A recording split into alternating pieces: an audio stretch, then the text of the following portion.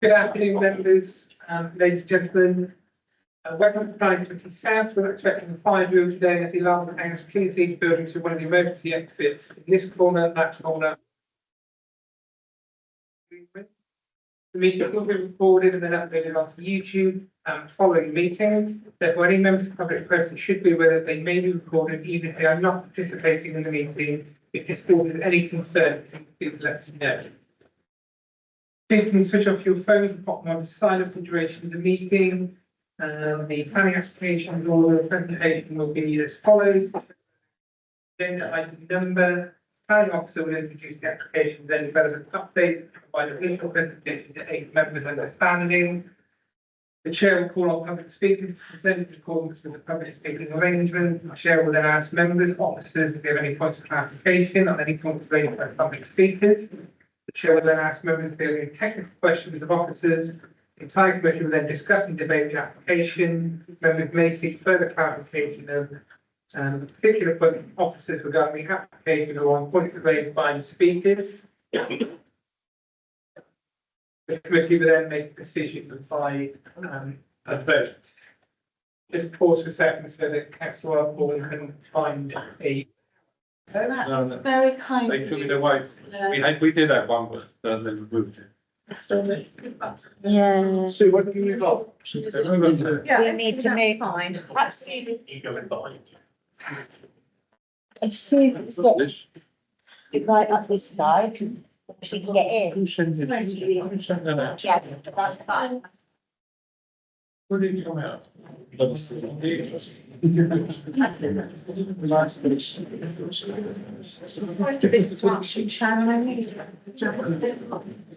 Yeah.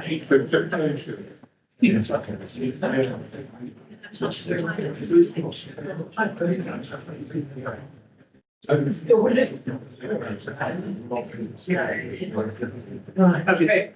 Thank you, members. Before we go on to the agenda proper, I'd just like to draw everyone's attention to the date of the next month's meeting, which is 26th of November 2024. To make myself extremely unpopular because there's such a heavy caseload for that month. And we're looking at holding a meeting in the morning, breaking for lunch, and then having a slot in the afternoon, just to forewarn members. And as soon as we've got timing and number of applications, I will ask the step to get them out to you as soon as possible, so you've got an idea for the agenda. Okay, so we start off with apologies for absence. Beth. Thank you, Chair. We have received apologies from councillors Kevin Messenger, councillor Tom Power and councillor Andy Kendall. And there are no substitutes. Very much. Move on to the minutes from the previous meetings. I've got a chance to look through the minutes. Are you happy for me to sign with a true record of the meeting? Do someone want to do that? Cool. Okay. Thank you very much.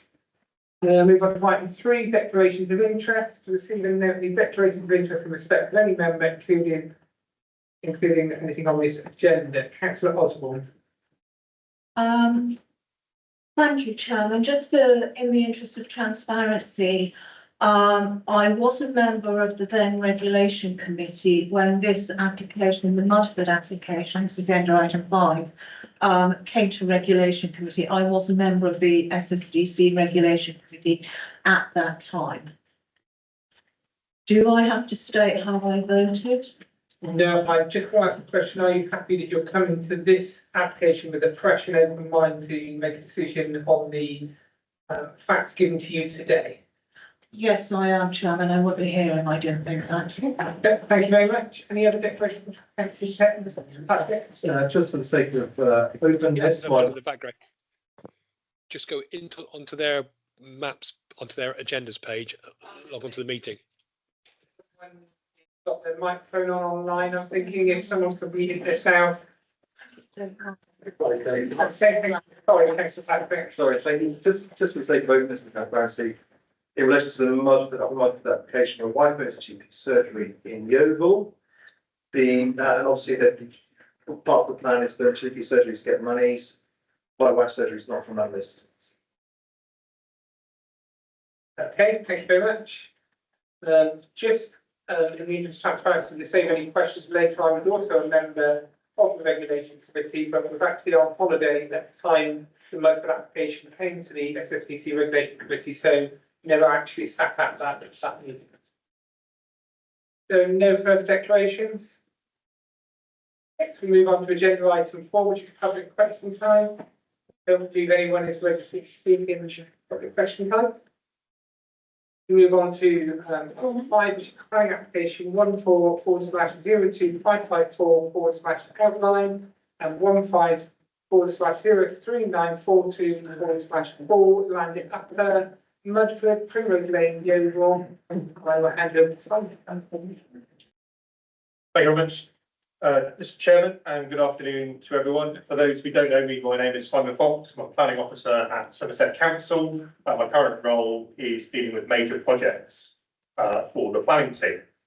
Today I'm here to present 2 items. I've got 2 for the price of 1. The first one is the large housing application for up to 765 homes, private land, retail units, community building, primary school playing pitches, open space drainage infrastructure and associated highway works. The second is an ancillary and related application for 2 attenuation basins to serve that main application proposal. You may ask, why have we got 2 applications and why have we got 1 just for 2 basins? That is explained at the start of the report and is explained by the fact that at the time, the then Education Authority were looking to develop a primary school on the application site, which would have required surface water attenuation. Hence, the applicants being helpful, submitted a full application so that site, should it have come forward, could be adequately drained. However, a decision was then made by the Education Authority not to proceed with a school on this site, but to build it on the always allocated site at the top of Wyndham Park, and that school, Primrose Lane Primary, which is now open and operational. So that's why we have 2 applications. I am going to present them together. I will make it clear what plans relate to which application. We'll go through the issues that have been raised, and then as I'm sure you'll be accustomed, we have to take a recommendation on each of the applications individually. So let's crack on. The application site at Mudford is located north of this leg of development, which protrudes along the northern edge of Yeovil towards the shrunken medieval settlement of Mudford. It comprises, or the two application sites together comprise 58 hectares. And the site abuts the A359 and is dissected by Primrose Lane, runs through the middle of the site. This creates two fairly even halves of the site, east and west. Just zooming in there in detail, you can see the existing built form, which its southern boundary will abut. This is existing development on Lyde Road, Redwood Road, and Wyndham Park. You'll see that we're very close to the county boundary. Effectively, the river Yeo forms the county boundary between Somerset and Dorset. The railway line is this feature running through here. Can everyone see my cursor over there? Just maybe make that.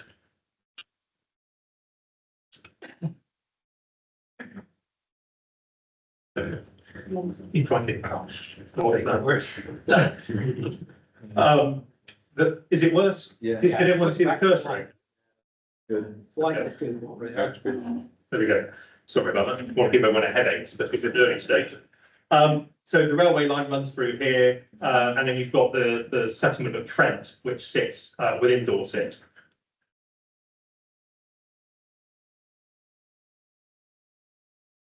So this plan shows the two application sites. This is actually the application's site plan for the main application, but it quite helpfully shows the two applications. The red line site is the 1402-554 outline for the 765 homes, and the area in blue is the area for the two attenuation basins, 15-03942 FUL. So I'll go through the application plans for the main application first. So this is the proposed master plan. I can't remember quite what revision we're on, but we're getting near the end of the alphabet. And what that normally means is that we've had a long time to refine, define, hone the master plan to address the multitude of issues that have been raised over the last decade. I was going to bring up Kate today because it is almost its 10-year-old birthday. So maybe it has even passed that 10-year anniversary. Now, this master plan shows indicatively how 765 homes can be proposed on this site, and also shows some other main components, notably the neighbourhood centre, which is located here, employment land, which is located here, the community site, which I've referenced in my report, which is the proposed community hall and play area, mugger area here, which adjoins Wyndham Park. Two junior primary school pitches, which allow the Primrose Lane Primary School to be extended. And because it gets extended, it needs more space, and that space is afforded by effectively a new playing field, which would be accessed through the existing hedge. We have a proposed care home down here at the proposed site access, which is a roundabout off the A359. And we have two full-size adult and another junior pitch, which provide the public playing fields to the site. You will also note the extent of green space. So we have some dark green wooded blocks that extend around the northern edge. We also have incidental green space all through here.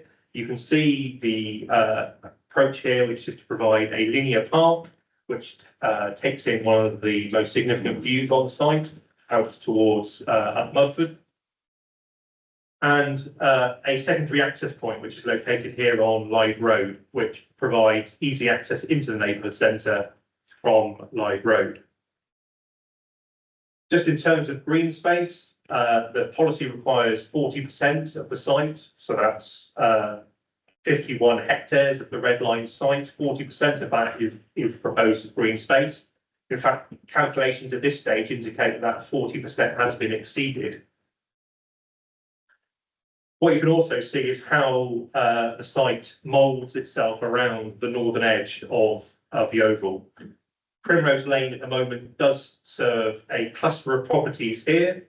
You've got the linear form that abuts Primrose Lane as it this is like the cut-off bit of road historically. And then you've got the lane that comes down here towards Mudford. Got linear form, and then we've got some backland development, notably the Grange and Tor View. Tor View I actually dealt with a few years ago, probably more than a few years ago now, and sat probably in that seat with rehearsing many of these arguments that we're here today. But those houses have been built and are fully occupied and have been for some time. The application master plan is also accompanied by a number of parameter plans. This one is the land budget plan, which indicates development blocks. This basically shows in colour blocks what I've just explained in the master plan. This plan is the landscape plan, which emphasises the amount of green space and woodland blocks within the scheme, and the approach to play and recreation, as well as the recreation fields and playing fields that I've pointed out. There are several play areas to be located across the site, as well as the neighbourhood play area at Mugger to be located at the community hall site. This is the green infrastructure plan, which again emphasises the elements that I've already explained. This does maybe show a little bit more in definition the development blocks against the amount of green space that is proposed. And then this is a movement plan which illustrates indicatively how the parcels may be served by movement corridors. This application, as my report points out, is in outline only. So the main points of access that are being sought for approval today are the main access off of the A359, which is a roundabout, and a T-junction off of Lyde Road. So those are for vehicles. There are other footpath linkages, including here onto Lyde Road, here onto Lyde Road, here into Wyndham Park, into Wyndham Park, and here into Wyndham Park. So the site, and this has been an issue throughout the application, is well connected to existing built form. This is the scale plan.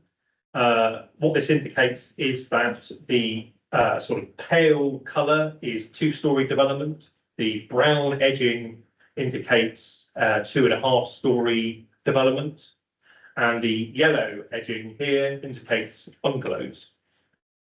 Bungalows have been indicated here primarily because of the elevation of the land and also the relationship to properties on Primrose Lane, which are also bungalows. So let's get into some more of the plans. This is the proposed roundabout junction from the A359. Not much to say other than it's a roundabout.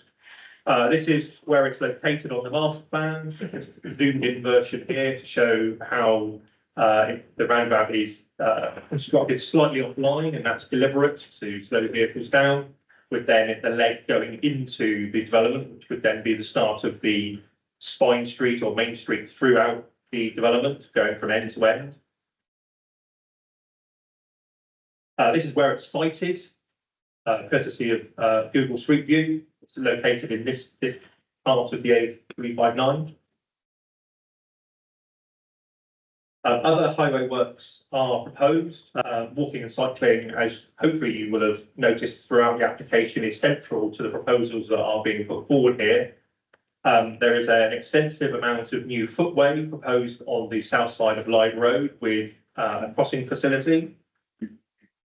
And this shows how that links to the main site. So this development linkage over here, this footway connects from that point along to Runnymede Road.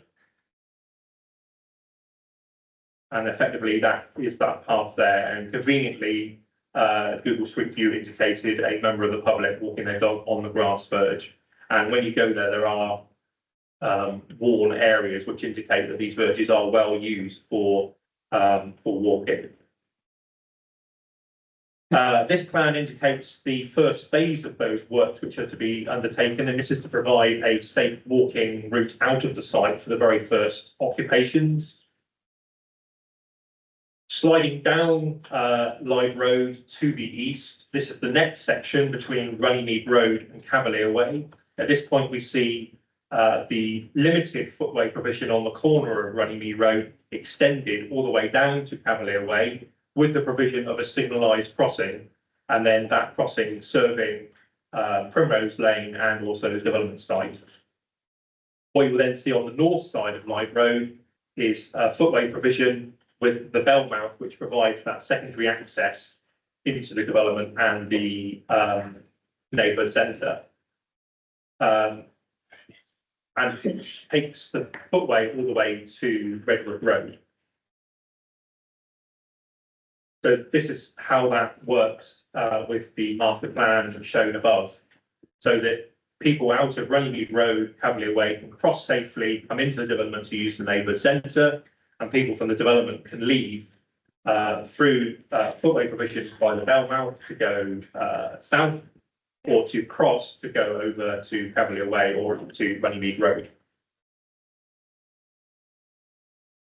And that's what that plan looks like tilted on its side relative to these Google Street View images. You can see that at the moment, with the other photos that I've shown you, Lyde Road has very, very limited footway provision. When the development was built alongside it, it didn't look outward, it looked very much inward. And therefore, Lyde Road barely has two crossing facilities, which are these central pedestrian refuge type crossings. One at this point, one further up towards Mudford Hill, the A359. And it's these facilities that will be enhancing and connecting better with footway. The Bellmouth access is located approximately where this car is on the bottom image. That Bellmouth is in this vicinity here. The construction of the access does require the removal of several TPO trees. Again, there is a plan to show early works, and this is to ensure that people residing in the very earliest phases, and I say first few houses on this site, can reasonably walk out of the site and get to where they may need to get to. And so there's some enhancements around the corner of Runnymede Road. There's a off of Lyde Road route, a back of Lyde Road route that comes through, and then a new tactile crossing point into Redwood Road is provided. And this is important because if you live in one of the first houses on the site and your son or daughter needs to go to Primrose Lane Primary, then this is one of the main routes that you will need to use. So we factored in these early interventions, which are more cost effective than trying to do the whole scheme at day one. And that does mean that people can walk out of this site reasonably safely and get to where they need to get to in the absence of facilities being on the site from day one. This plan just shows those trees to be removed. There's a couple of horse chestnuts there, and this shows the approach to that access and the indicative plan that shows the type of linear space that could be developed at the top of the site, taking in views. This is a plan that shows how Primrose Lane is going to be severed by the Spine Road. There will be a section of Primrose Lane which will be subject to a traffic regulation order, a TRO, to stop vehicular traffic and the creation of a new turning head. So what that looks like is that this section of Primrose Lane will remain open. The small turning head will be here, which is here. That section there will be closed off to vehicles and will just become a pedestrian cycle connection. Spine Road crosses, which you can see here. And then the remainder of Primrose Lane to the north would simply be served by the creation of a new T-junction. And effectively, that's what this looks like on Google Earth, just past these national speed limit signs will be the turning head. And then that section going on into the distance will be closed down for vehicles. That makes Primrose Lane effectively a big cul-de-sac. with the benefits, I guess, for those local people of not having through traffic. At the other end of Primrose Lane, there is an extension proposed to service a limited parcel of development, and this plan indicates that shared surface access road, and also ties in with how you're going to cross the new pedestrian refuge area at the Mudford Hill end. And effectively, that's what that looks like on Google Street View at the moment. This is the old part of the road that was cut off when Lyde Road was built, and we'll just push that into this parcel, into this field over here to serve these limited dwellings here. So this is a plan showing an indicative bus route. Buses are also always difficult to predict in terms of how you approach the provision of bus services in new development. So to a certain extent, I resist doing so, because provision of a bus route is a long time coming and lots of things change in that time. There is a contribution towards bus routes, and that would facilitate a bus going into the site, and the roads and the access points will be built to allow a bus to go in. It's just whether the bus provider and the council at the time wish a bus to go into the site. There have been recent experiences at Windham Park whereby a bus did serve the site for a period, and then the service was withdrawn when the Section 106 funding was exhausted. And therefore, the tactic really has been to pick up an existing service, 51, which runs up or down Runnymede Road, along Lyde Road, and up or down Cavalier Way, and use the money to protect that service, which has a decent frequency at the moment. And you would have seen from the previous plans that I've shown that the walking and cycling infrastructure can get you to bus stops that are located just at the head of Runnymede Road and Cavalier Way, so that most of the development is within a reasonable walking distance of a bus stop. This is the proposed junction arrangement at Mudford Hill. I'll come back to this in the context of the appeal scheme in a moment, but again, there are requirements here which overlap with other schemes that have been approved historically for Baron David Wilson as part of the Windham Park scheme, and also a scheme which has now been introduced by the appeal scheme, Sock Hill, which is referenced extensively in my report. The other significant constraint on the site is a gas pipeline. This plan was produced by the HSE, which indicates the different zones of the pipeline. This is a high pressure gas main, and has influenced the location and layout of the site to some degree. Effectively, the rules of the game are, and the sensible decision is not to locate anything in the red zone. You can locate something in the green zone, and there are lesser constraints in the blue zone. And you can see underneath the green zone that the employment land and the playing pitches have been somewhat strategically placed in the green zone, as they wouldn't be allowed in the red zone, and also a fair amount of housing wouldn't be allowed in the green zone either. So that has influenced the layout amongst other issues such as landscape. So I'm going to move now to the second application, which is for engineering works to create the 2 attenuation basins. So this is the master plan. The area that we're looking at is this block of planting here at Coombe Bottom, and 2 attenuation basins located either side of Primrose Lane, which runs through here.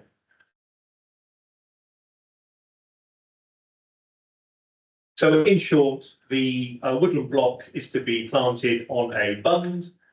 This is the profile of the bund, and this also shows the attention to detail with regard to surface water exceedance routes. This is the drainage plan, which looks a bit like a confused underground map, but the red here is the foul sewer runs, which effectively are served by foul pumping stations, which are required. hopefully you've got your geography here, but the site slopes down towards the ponds, and therefore foul sewerage will gravitate to the lower points, to these treatment stations, and then get pumped back up, and then further along into the treatment works. We've got three catchment areas. The area to the west of Primrose Lane drains into this pond. The area to the east of Primrose Lane drains into that pond. And the employment area at the tail end of the site drains into that pond. And the idea, as I'm sure is familiar to you, that these attenuation ponds store surface water and then release it at an agreed reduced rate. So 3 ponds, 2 go into a watercourse and ditch network, the other one goes directly into the River Yeo. That's effectively what that plan shows you. This plan shows you a network of swales, which are also part of the drainage strategy, which run along the contours and along the spine road, picking up excess water, holding it, transporting it, cleaning it, delivering it to the basins for that onward release. Here's the detail of the northernmost pond and the other one on the eastern side of Primrose Lane. These are dug into rising ground, and the intention is that these blue land areas are retained within the agricultural holding of the current landowner and are grazed and maintained as part of that agricultural holding, except of course when they are holding water. So those are the plans for the 2 applications. So if we roll back to how this site came to be, the South Somerset local plan covering the period 2006 to 2028 identified 2 areas called directions of growth. One to the south, which we now know as Keyford, one to the north, which is today's application, Up Mudford or Upper Mudford.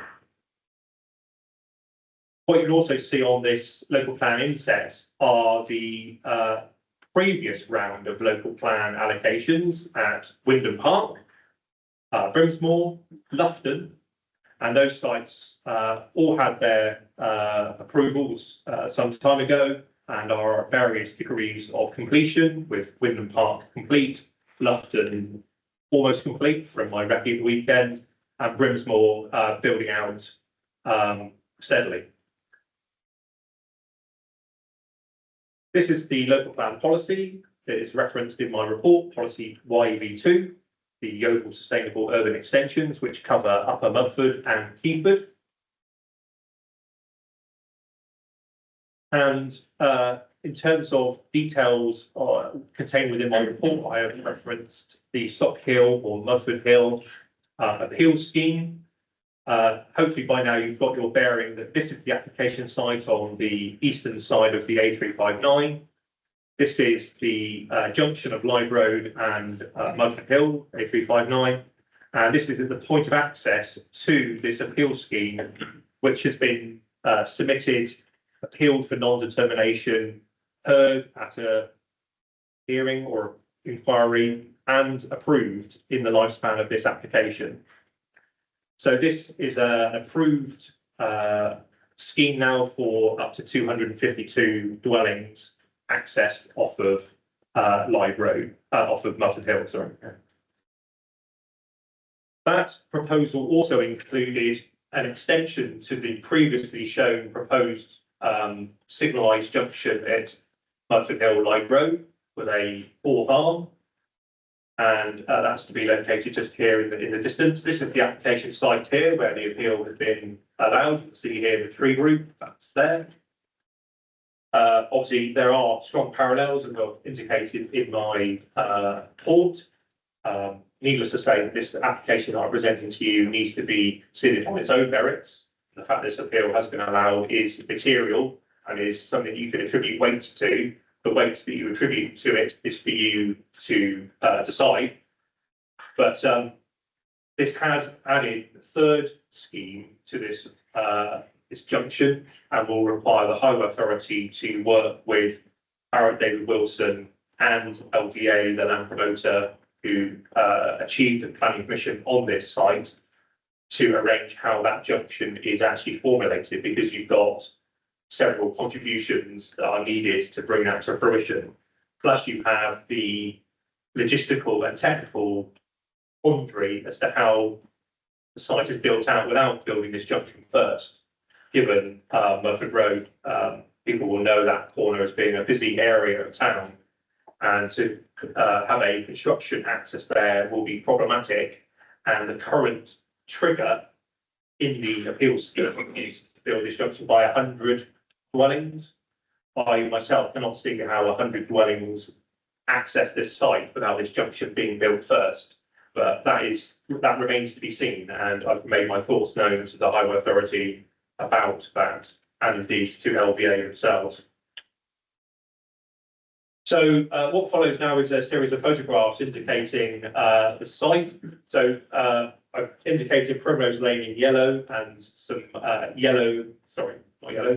arrows indicating the direction of travel that I was taking while taking these photographs. This route is the route that members who accompanied me on the site visit at the tail end of last month will know. That's the route we took. So really, I'll sort of fly through these. This is looking north. This is the hedge to Primrose Lane. Looking sort of further north towards Mudford. Starting to look east, Trent's starting to come into view. And then Trent's over here. Again, you can pick up the topography of the site, gently sloping in a northerly direction. And what these photos obviously don't indicate is the various types of development you can see from this. It's obviously a typical Somerset landscape scene, but there are farmsteads, there is a view to Yeovilton Air Base, there is a solar farm on the horizon. You can see the new crash barrier to the 303 and the communication towers. There is development. This is a working landscape, and obviously the site that we're looking at is currently an operational farm. So just looking along the southern boundary,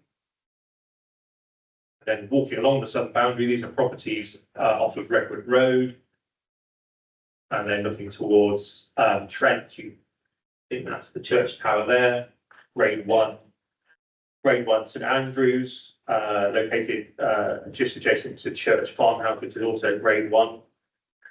And also from this perspective, and I'll show you a photograph looking the other way, is the Monarch's Way, the regional footpath runs actually into Trent and then turns north. So looking back towards Primrose Lane. So then moving to the other side of Primrose Lane and then looking at the far western part of the site. So that's corner of Primrose Lane. That's looking down Primrose Lane. And then we're at the other end here, showing you that shot before. This is the current pedestrian infrastructure that exists for residents on Primrose Lane. And then turning into the field, this is where the restricted number parcel will be delivered at the top of the field, just panning round, looking down to where the access roundabout would be, and then the end house on Primrose Lane. Then moving into Wyndham Park. This is the top of Wyndham Park, where there is a roundabout, not a roundabout, that shows a spur road going to the boundary. The intention is that that road continues into the site to provide early access to the community hall. As my report references, that is largely dependent, if not solely dependent, on Barrett David Wilson's corporation. And I've set out quite clearly how that community hall project has to progress and the risks that are attributed to it. This is the edge of Wyndham Park. The application site is the other side of this vegetation. As you can see, there are a few gaps that you can then be viewing. Similarly, with those gaps, you see properties at Wyndham Park when you look back. So moving back onto Lythe Road, this is the top of Cavalier Way. Cavalier Way, that is. Looking back down towards the proposed access point, these are the horse chestnut trees which need to be removed. So the second access, it's important then to dwell on that point. The second access was proposed during the application to provide access to the neighbourhood centre. This is the very earliest master plan that was submitted with the application in 2014. And it was seen as important to provide a secondary access into that neighbourhood centre in order to ensure the maximum viability of that neighbourhood centre by the provision of passing traffic. Otherwise, the only way of getting to that centre by vehicle would be via the A359 roundabout along the Spine Road and then in. And that isn't simply going to be a commercial, that isn't going to be commercially viable for someone to take on, because it's hidden behind vegetation, not seen from the street, let alone accessible by vehicle. We've seen around Yeovil well, there was a period of time where nearly every month of this committee, we had some other convenience store being proposed, typically in a pub, and they rely on that passing traffic. This will be no different. And so the secondary access was seen really important in providing that. And the importance of the neighbourhood centre is twofold, both to provide the services for the proposed development, but also to provide facilities for this part of Yeovil, and in particular Wyndham Park, which for those of us who've been around for a while will know that there was ongoing commentary all the way through the development of Wyndham Park as to why Wyndham Park did not have a shop. And I've set out in my report that it was never required of that developer to provide a shop or a community hall or any other facilities other than a school. And therefore, the provision of this neighbourhood centre, in effect, is part of a master planning exercise to unify Wyndham Park, those properties off of Redwood Road and those off of Primrose Lane, to create a neighbourhood. And the neighbourhood centre is at the very heart of that. You will have seen from the photographs and the previous proposed master plan that the community hall is also strategically located as close to Wyndham Park as possible. And that is symbolic as well as seen to be good master planning. So whilst the removal of the TPO trees is regrettable, in order to make the neighbourhood centre viable and accessible, it needs to be accessible. And for that reason, the trees do unfortunately have to come out, albeit the access is located at a point where the fewest trees have to be removed. So again, picking up on this point that Lyde Road is not well afforded for in terms of pedestrian connectivity. If you live in that cluster of development off of Redwood Road, this is your sole route back into Cavalier Way. You might have a landing point on this side of the road, but you're in the wet grass on that side. And you would have noted my earlier plan with those temporary works, those early works in teal, show that this linkage would be created at the early stage, because down that road is the primary school. You can see here the desire line, maybe by dog walkers, but used by people just trying to get around here nonetheless, by this worn marking in the grass here. And this is looking down towards Redwood Road as well. Spinning around, looking the other way, this is where the secondary access would be located. And you can see here that I think this is Yeovil Without Parish Council site of the bench, just where the linear park would then continue down through the site, taking that view, which you can get a glimpse of under the tree canopy. Spinning around again, looking back at Runnymede, you can see that this is the pedestrian refuge that exists to serve properties at Primrose Lane at present, and that provides part of our early works routes. Again, you can see wall routes through the grass here. So then stepping out of the site again to the north, there are two gateways, and this shows the elevation of the site from the lowest point of the site, looking up towards the southern boundary. This is the point where Primrose Lane comes down and diverts off into Mudford. So the views are from this gate here and from this gateway here. This looks to the west, and that looks to the east. Again, it's difficult to pick up on this photography, but you can see the properties at Wyndham Park protruding above the vegetation and between the vegetation. And this shot is just to give you a sense of the elevation going up, back up Primrose Lane. Then looking from a little bit further afield, these are the shots from Mudford. The cemetery is located just here. This is the sort of gateway feature. And you can see that the site extends over here. Again, you can see on the horizon, when you stand there, you can see with your own eyes, there are houses at Wyndham Park that are visible. And of course, that means that the site that is being proposed here will be visible. There's never been any intention to sort of say otherwise. The site can be seen at the moment and the resultant development will be seen. The allocation and the measures set out in this planning application seek to soften, disguise and mitigate those impacts as far as is reasonably possible. Again, just a zoomed in version to show you what I was illustrating here, that there are some rooftops visible. This is the view from the cemetery. Again, you get glimpses between existing vegetation. Obviously, you're looking over multiple fields with different boundary treatments, but there are glimpses of the site from there. And then from the proposed access point, again, you get a sense of the elevation. This is looking out towards the western end of Primrose Lane, where there's been infill development within the linear pattern of Primrose Lane and also what would be termed backland. I haven't slanted the camera, that's sort of how it is with the topography and towards Pin Bottom. Yeah. This is a Google image sort of hovered over Trent, looking towards the edge of Yeovil. That's that defined built edge that everything's come up to at present, only punctuated by the existing development at Primrose Lane. This is St Andrew's Church, which I was showing you looking the other perspective.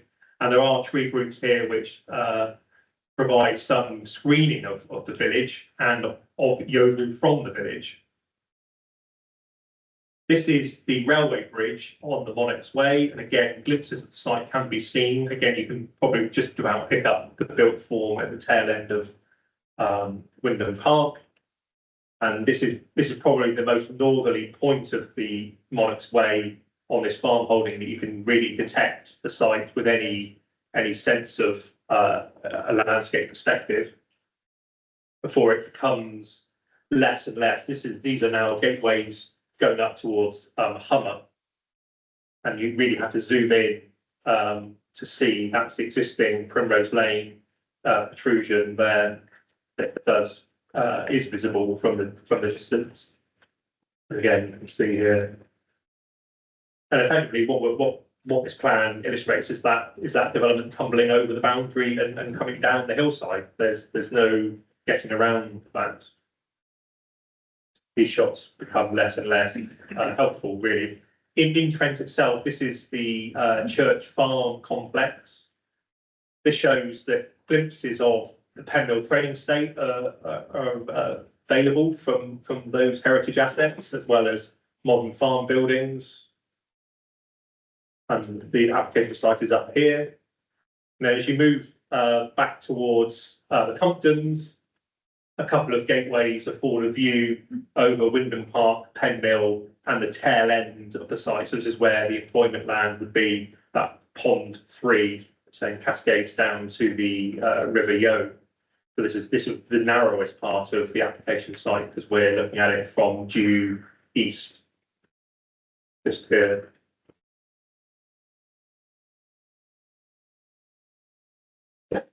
This is the view then in the other direction, looking out across the Penmill area of the training estate area that you can see from that road back to the Comptons. So in terms of landscape, the site can already be seen from afar, and parts of the resultant development will be seen from afar. The report recommendation in this presentation do not present any other truth. That was known at the allocation stage, and measures were put in place in YV2 to mitigate, not screen, but soften, disrupt and disguise to an extent the landscape impact that could otherwise arise. It is important to note this is an outline application with all matters reserved except access.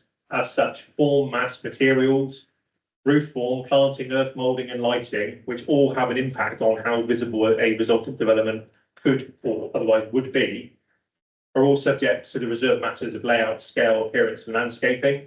As such, compliance with the policy in YV2 is ongoing and, as we regard it, not discharged at this stage. The additional representations from Mudford Parish Council on compliance with YV2 from a landscape perspective have been addressed. We have judged that there are areas of non-compliance. They're set out on pages 78 to 82. As Mudford Parish Council's landscape consultant states, compliance with the prescriptions is a matter of judgment. Now, this takes me to one matter of updating, which did form part of an email yesterday to members, because in the preceding week, Mudford Parish Council, that is, had made a couple of representations, one of which was the submission of the review of compliance with the landscape requirements of policy YV2 by Mudford Parish Council's appointed landscape consultant. It will come as no surprise that for those who haven't read it, and I do apologise for the lateness of sending it, but you're between a bit of a rock and a hard place as an officer when you receive things so late. Do you have endless updates in the meeting and read out all the late representations verbatim? Or do you send it to members with the vague chance that you might have a spare half an hour to read it before this meeting, having already asked you to read already a fairly weighty report anyway? Obviously, I'm not in charge of what I receive, and therefore a decision was made to try and release it yesterday to you with the comments that have been made in rebuttal by the council's appointed landscape architect to try and cover off this point. Are members suitably happy that they've read that update and don't need me to go through it in minute detail? Yeah. Okay, thank you. I hope you're able to see it. So the other representation that formed yesterday's update was the representation made by Mr. Burrows on behalf of Mudford Parish Council. That was on viability matters, which I'll come back to. But yesterday, whilst that update was being prepared, further representations were being submitted. And in these cases, I think both the email from a further email from Mr. Burrows and a letter on behalf of Mudford Parish Council from Richard Buxton Associates, the environmental lawyer, were sent to members directly by Mr. Burrows and by Mudford Parish Council. Clearly, again, that creates an issue because late representations are very difficult to address, and perhaps that was the reason that they were sent. The main message within those representations were to defer this application. However, I think seeing the tactic for what it was, I think it was important that we proceeded with today's debate, and that I am able to address the points that have been made in that email and in that letter, alongside the update that I was able to send you yesterday evening. So with regard to that issue, one of the issues, or two of the issues raised, were about employment land and local centre delivery, and what policy YV2 requires and what YV2 doesn't require.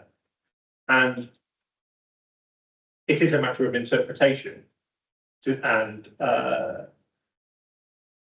there is commentary in my report, which has obviously prompted the responses from Mudford Parish Council. But the questions that I'm left asking myself are: does policy YV2 require the developer to construct employment buildings and run businesses to create 765 jobs? My view is it doesn't. The policy there, the northeast area, approximately 2.58 hectares of land for economic development. I think that's fairly clear. Now, what probably doesn't help is that the policy then does go on to say about the intention to provide one job per dwelling. So the slightly open goal that the local plan provides for objectors is to say, well, how do you deliver those jobs if you don't deliver the employment land and actually deliver buildings on it? And that's a really difficult answer. That's a difficult question to answer because the policy says land and then the policy says jobs. And I've tried to address this in my report by painting the wider picture about job creation, not least from the construction itself, and the fact that we have secured the 2.5 hectares of land. It will be serviced and it will be accessible. Therefore, what further can the developer reasonably do? If members were so inclined to require the developer to go further, then what could that involve? Building speculative employment units? That still doesn't get you jobs. That takes you a bit closer, but it doesn't have to provide the jobs.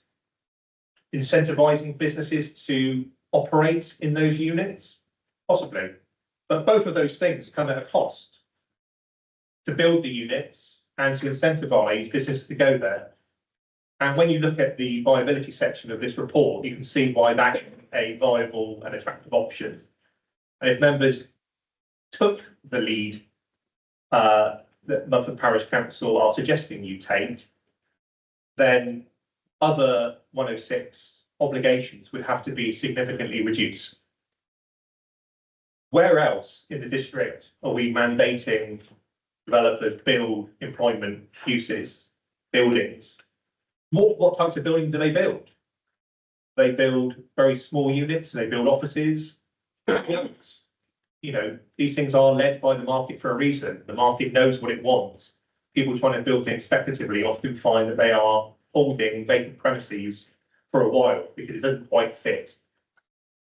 So the conclusion on the economic land issue is that policy YV2 is satisfied with the provisions set out in the section 6 heads of terms in Appendix 1. Then we go on to say, ask ourselves, does policy YV2 require the developer to physically construct and operate a primary school, to build and operate a health centre, and construct and operate retail buildings, i.e. the neighbourhood centre? Well, no, it doesn't do that either, does it? And again, that's what Mumford Parish would lead you to think this policy requires. There's no other policy in the local plan that requires developers to build local centres, neighbourhood centres, district centres. These things are always typically left to the market to deliver, because again, there is a sweet point where someone making a commercial decision will decide whether they want to invest their money into building a facility, a shop, because they think they're going to make money from it. The danger here is that council and members are lured into mandating the applicant build the neighbourhood centre, build a shop before the market is there to serve it. And therefore all the good work in terms of the master planning is undone by trying to operate a shop that has no footfall because the chimney pots haven't been installed around it. And it's a big building site for the next 5 or so years. Again, the letter from the environmental lawyer employed by Mumford Parish Council seems to say that this application should be refused because a health centre isn't being proposed. Well, again, I go back to the same point. We could all walk away from this with a victory today by mandating the developer build a health centre, but you aren't going to get an appointment there because there aren't going to be any doctors there. The ICB, who are the body that we now consult with on matters relating to GP surgeries and that sort of care sector, are best placed to inform us what they require. And in this instance, rightly or wrongly, they have asked for a cash contribution to go towards the expansion of existing premises in the locality.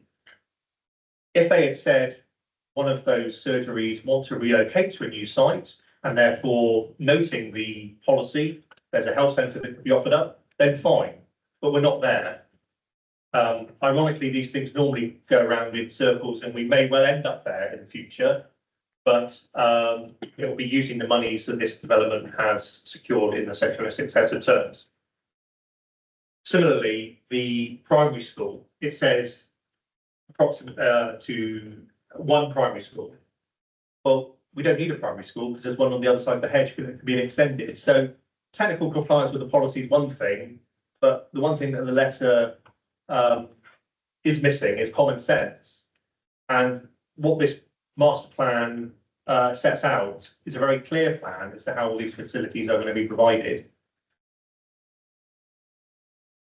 So in short, officers have interpreted policy YV2 not to require the developer to deliver these facilities, certainly not to deliver them early doors. There is a commercial decision to be made for any future developer as to whether they wish to proceed, but they will typically be informed by the end users telling them now is the right time. And that time is usually later than anyone in this room would like. But that's the market, that's how these things are done.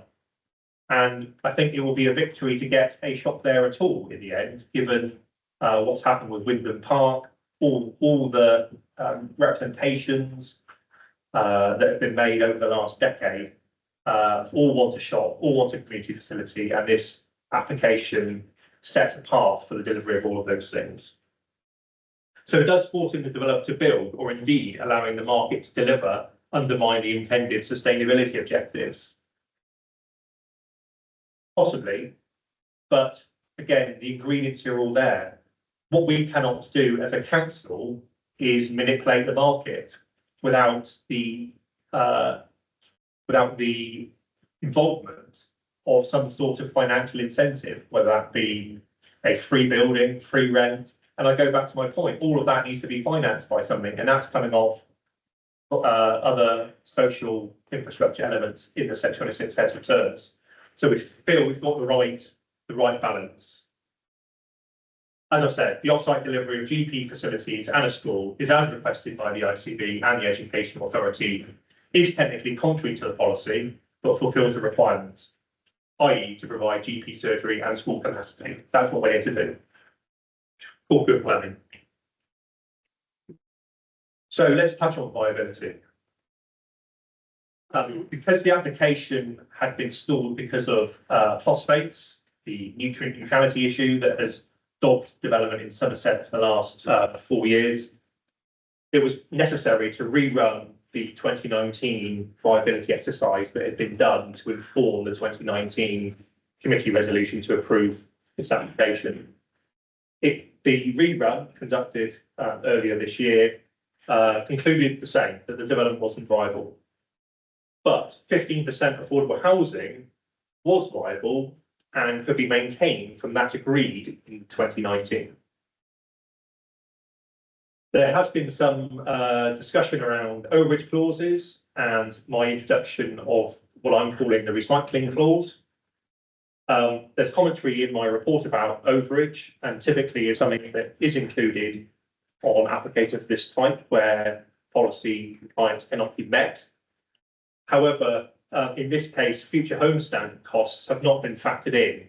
And if the government, if the new government persists with the former government's intentions to introduce such, then that will bring extra costs, which would in effect wipe out any potential betterment in house prices or sales values. So the decision was made that the recycling clause would be included, and this works on a fairly simple premise. That when we secure a pot, the 106 pot planning gain, typically there is a period of time whereby if the council or another body doesn't spend their bit within a designated time, typically 10 years, that money is handed back to the developer. Now that simply cannot happen in a viability situation here on. And so the pot that we secure, hopefully today, will be the pot that we secure here on. And because affordable housing has been reduced in the way it has, there is sufficient headroom that if something that's been labelled as a cost doesn't cost as much as it has been put in the viability exercise, then that extra money can be recycled back into things that we have lost out on at the moment, and that's affordable housing or further active travel measures.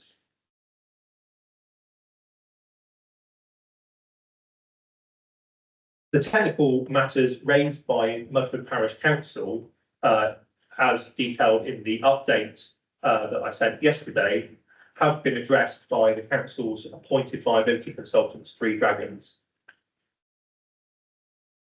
My report also talks about this situation where once you can decide you can afford something, it's a case of when you can afford it, because house sales are required to fund the triggering of monies that are basically paid throughout the development. However, members of the public, councillors, even officers, all want facilities delivered much earlier than they can actually be afforded. And this does present an issue. This provides a situation where members of the public and certainly residents feel that they are not getting the facilities that they were promised. And this creates resentment and distrust in the planning process. And I've tried to explain through the influence of the market why that isn't always possible to deliver things when people would ideally want them. However, in order to try and look at things slightly differently, and the fact that some of the trigger points in the Section 106 heads of terms table are later than we would ideally like, but they are at a point that they can be afforded.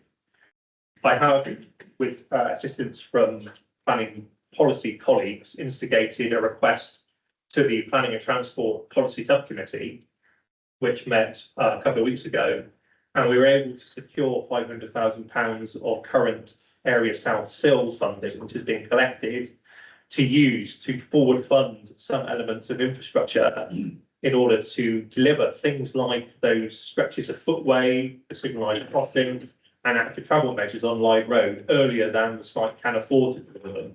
This means that the site can be as sustainable as possible from as close to day one as possible.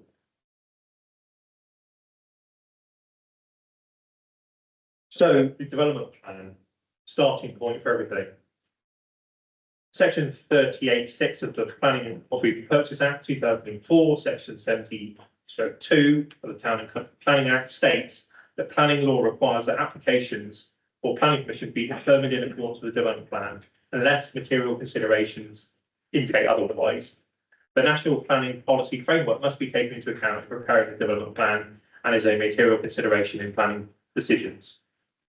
This is important because my report does conclude that in places, maybe for perfectly sensible and logical reasons, the policy cannot be met. Typically, facets of policy YV2, but also those relating to affordable housing. And it is the material considerations that I've also isolated and detailed in my report in order so that you may attribute weight to them in your final reckoning. Mr. Burrows in his email yesterday helpfully pointed out NPPF paragraph 12. The presumption in favour of sustainable development does not change the statutory status of the development plan as a starting point for decision making. Where a planning application conflicts with an up-to-date development plan, including any neighbourhood plans, permission should not be granted. Local planning authorities may take decisions that depart from up-to-date development plans, and with our lack of 5-year land supply, there is a question as to whether our policies are actually up to date, but only if material considerations in a particular case indicate that the plan should not be followed. But I think I've set out quite extensively a host of material considerations in my report that you can attribute weight to. So the development plan is a starting point for decision making. The weight to be applied to all factors, including the soft hill decision and the council's 5-year housing land supply, is a matter for the decision maker. That's you. And is the weight to be given to material considerations. The non-compliance with facets of YV2 in of itself as a reason to refuse permission is not advisable, as the development is seen to accord with the local plan as a whole. The requirements of the allocation may be met in different ways, given the policy is how old now. This application has been in for a decade, policy is probably the same age, and not all are in the control of the developer, the market, the approach of the Education Authority and the ITB. The environment statement. This application is EIA development and is accompanied by an environment statement. The ES provides a comprehensive assessment of the main environmental effects, including hydrology, flood risk, air quality, noise and vibration, transport, landscape impacts, ecology, cultural heritage and design, likely to arise as a result of the development by virtue of its size, nature or location, and the cumulative effects with other developments in the locality during and beyond the construction and operation of the proposed development. Mitigation measures have been identified to bring environmental impacts to an acceptable level, and the mitigation can be secured either through the imposition of planning conditions or as obligations in a Section 106 legal agreement. You have an extensive Section 106 heads of terms table, more detailed than I hope you've ever seen before, with trigger points, full detail. That's what you're going to get. Amended recommendation to reflect the fact that the ES information has been considered in making the officer's recommendation and by members in making this decision has been recommended. So therefore, the yellow parts of recommendation 1 have been added in. I've made explicit reference to the assessment of material considerations, emphasised planning balance, and submitted that statement around the environmental information. Recommendation 2, to approve application 1503942 FUL, subject to the stated planning conditions and informatives.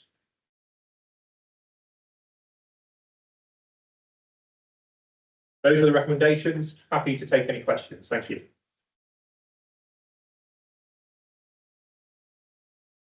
Thank you, Simon, for the report there. Councillor Orwell, I'll come to you first and then Councillor Stanley.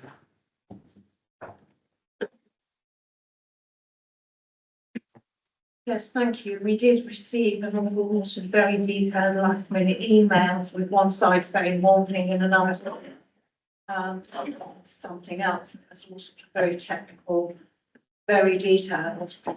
And I think it would have been useful to maybe have that. That's right. We just stick to questions. Yeah, the question basically is, normally, when you come to discussing sort of sites, whether it's a medical centre, community centre, care home, whatever, normally we look at securing the land only. As far as I'm aware, we've never asked anyone to build anything. All we do is secure the land. Is that the case?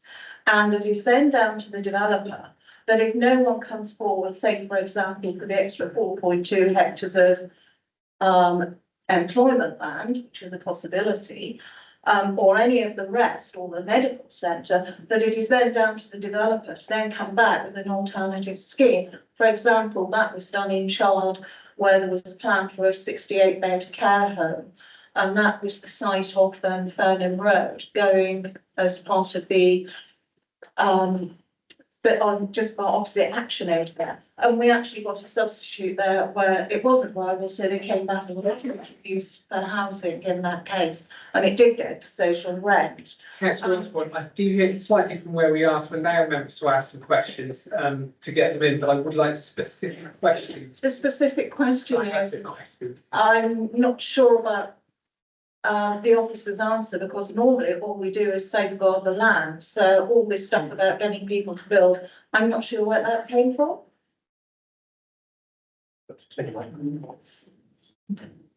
Yeah, I mean, that typically is the way you've explained. The difference of interpretation has been perpetuated by Murford Parish Council in recent representations, indicating that the council has failed to hold the developer to account in requiring the policy YB2 to build facilities. That's the fundamental point. So I'm countering that critique of my report and my approach.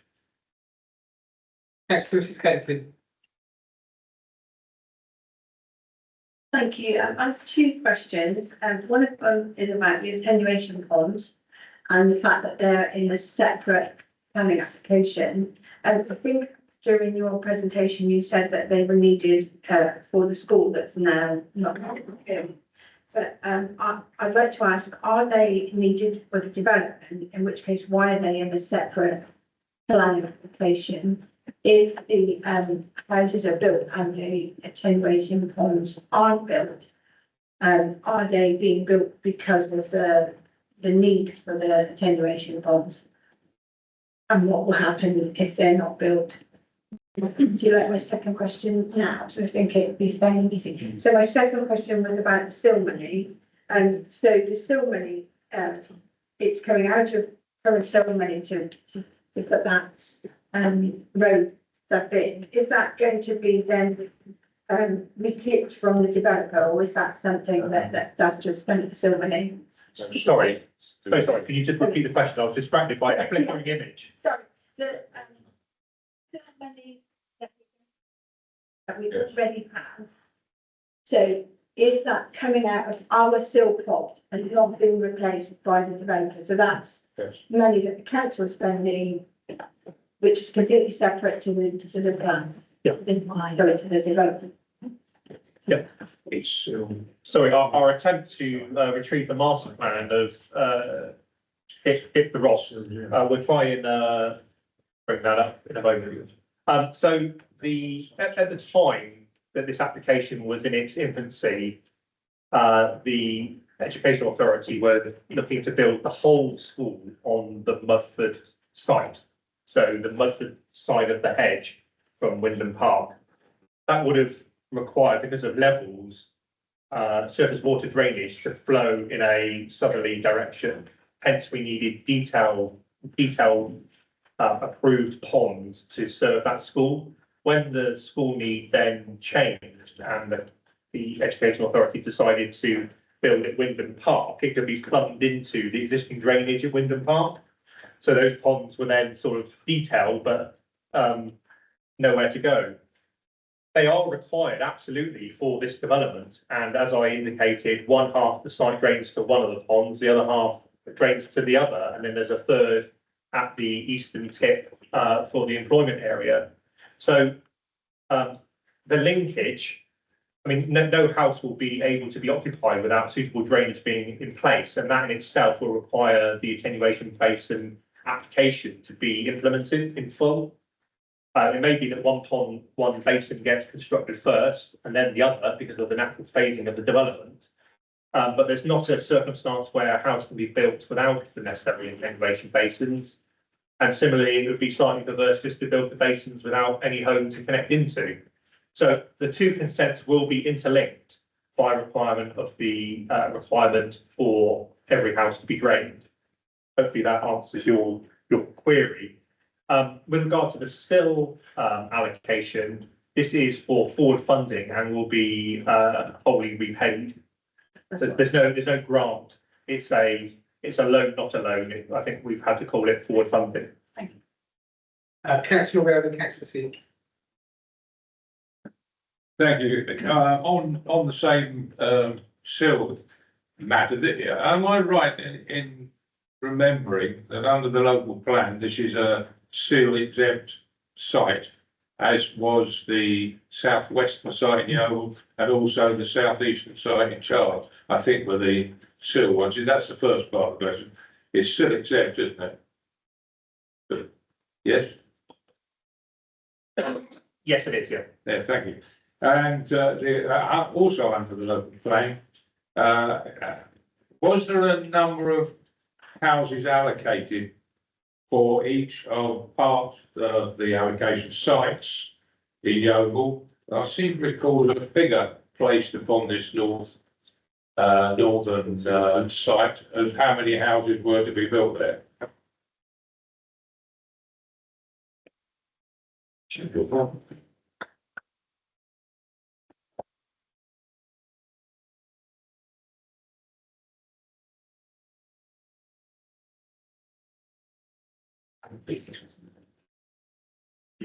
So just re-showing this page, which is the policy within the local plan, to answer your question, Councillor Wale.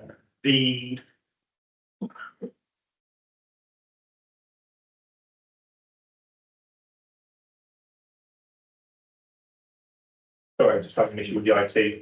In effect, the policy YV2 does indicate a number of dwellings per the allocation. So whilst they were shown as directions of growth with sort of lines, they weren't sort of shown by a solid external line as such as previous allocations had. They were sort of, if you build in that direction, you'll be okay. A number of dwellings were attributed to both this Upper Mudford and Keyford, and I'm pretty sure, I'm just going to try and pull up the page, but it does say 765. And that's what the proposal is. Yeah, can I come back? Great, does that include just this site, or does this direction of growth go into the other site allocated under, I'm getting the name of it, under appeal recently, or was that not on the local plan site? That's an interesting point. The direction of growth didn't include the appeal site. And actually, the direction of growth has probably been exhausted by this application. There's no, I think what we're trying to get to is there any more to come? There isn't. Also, was the site that went to appeal, something lane, was it? Sorry. That wasn't on the allocated site, you're saying, thank you. Yeah. No, Sock Hill was a completely speculative application which was submitted to this authority. And then before this committee got to decide it, it was submitted to planning inspectorate as an appeal. Yeah. And went to an appeal hearing. Thank you, thank you. Just to allow Dawn to come in a second. Sorry, it was just about the attenuation link and surface water drainage. There is a condition 13, requiring surface drainage to be submitted and signed off in connection with the outline. So whilst it's outside of the outline, red outline, it is covered by condition in terms of how it links together. So just to reassure members. I'm going to go Peter Seam and then I'm going to move to. Hopefully really quick. I noticed an awful lot of contour lines, which I think are attenuation ponds, which I think is an artifact of it being cut into there. How deep are the ponds when full, and who's got liability for them? I wouldn't know how deep they are without scaling on. The responsibility lies with the underlying landowner, who I believe will still be the resident farmer. The reason being that land will be part of the agricultural holding and will be grazed for maintenance purposes rather than have the large craters that are having to be mown in other developments that we see around the town. So it's a usable space and therefore it can be used and maintained into the bargain. Thank you. I just want to get some of the urgent questions out of the way while they want people's minds. I'm going to go back to the order we normally move into now and go to public questions. And I'm going to start with Stephen Bartlett, who is from the Friends of Mudford Action Group and is the project.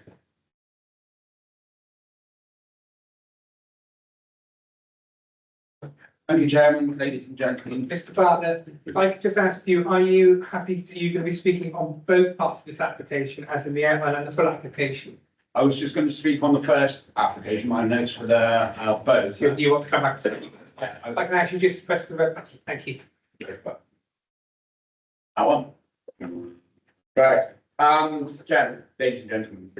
I buried my father yesterday, who was passionate about this place that we live in, as I am. 4 generations have lived and farmed in Mudford, and this is not a good proposal. We are not against development. In fact, we desperately need affordable starter homes for the young. I know 4 young couples in the parish who want to stay and work in the area, but the only affordable accommodation for them is in Radstock and Shepton Mallow. The development will irrevocably change the conveyance characteristics of the catchment, and so in turn the flood risks in the existing watercourses may also change. No one can predict flooding, but we know Wyndham Park has made flooding quicker and for longer.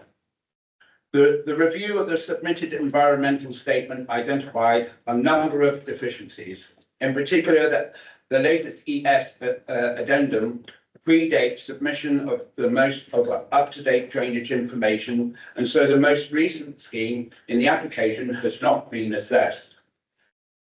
The baseline situation has not been reviewed, and no account has been taken of recent local flood events. The construction stage effects have not been adequately considered, given the risk to property downslope of the site. Overland flood flow routes and the risk associated with exceedance events to properties downslope of the site have also not been considered in the EEI. The review of foul and surface water drainage strategy addendum postdates the FRA and so renders the submitted FRA out of date. The updated drainage details are still lacking in any detail on petrol interception and on the proposed well discharge arrangements into the River Yeo. No assessment has been made or undertaken of the capacity of the existing ditches into which the discharge is made to accept those discharges or of the local drainage network in exceedance conditions. I have shared with the committee photos of flooding in Mudford of houses, businesses, and roads, including the A359. We have had flooding closing the roads in 2024 on the 29th of March, the 5th of April, the 2nd and 18th of May, the 28th of September, the 14th to the 17th of October, and the 19th of October. This affects people getting to work, closure of businesses, school traffic, and the A359 is the only northern route out of Yeovil other than the A37, which also floods.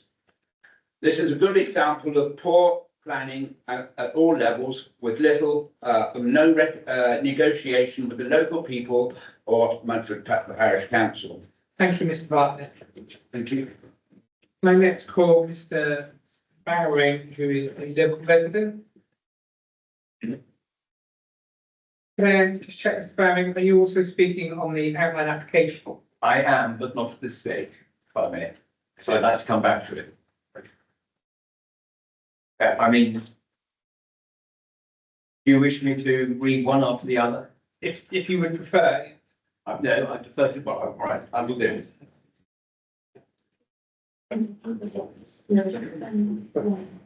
So yeah, if we can stick toward public speaking on the outline first, and then we'll come back to the full, and then we can keep the two separate. Is that okay? I will call you back for the other one. Yeah, That's fine. no problem. You can press the button on the mic. Which one? Right, thank you, Mr. Chairman, ladies and gentlemen. I wish to talk about the environmental impact assessment.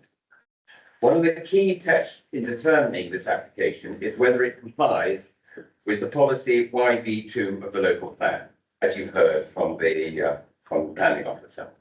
The mitigation for this policy is underpinned by 8 key landstone prescriptions, which are required to be met in order for the development to be assimilated into the surroundings.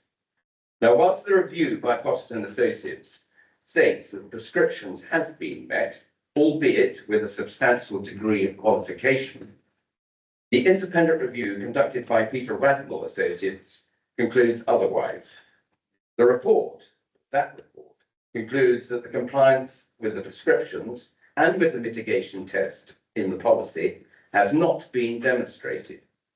You have the reports, I will not go any further into that, other than to say that the issue here is that there is no verifiable visual evidence in the form of wireframes or montages to demonstrate that the mitigation requirements of the policy have been met. My concern is that at present, the planning committee is being asked to make a subjective judgment instead of being provided with the evidence to make an objective decision with a degree of confidence. As far back as 2015, the lack of visualization evidence was recognised by the council's landscape officer, who asked for photo montages, i.e. visualizations types 3s and 4s, to be provided for their consultation response.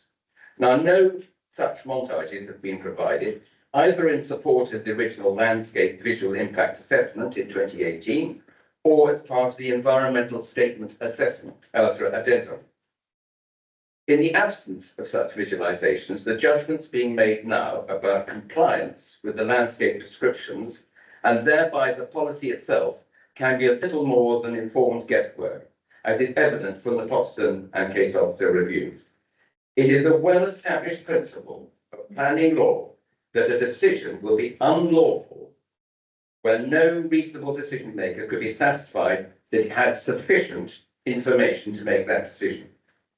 At the outline stage, it is normal for at least wireframes based on the parameters of the development footprint and maximum height to be prepared, particularly with this kind of large-scale development on an exposed escarpment. Once the outline has been approved, it's too late to realise that the scheme is too tall, too visible, too dense, or that the proposed mitigation will be ineffective. Ladies and gentlemen, thank you. That concludes. Thank you. May I next invite John Bishop, who is a supporter.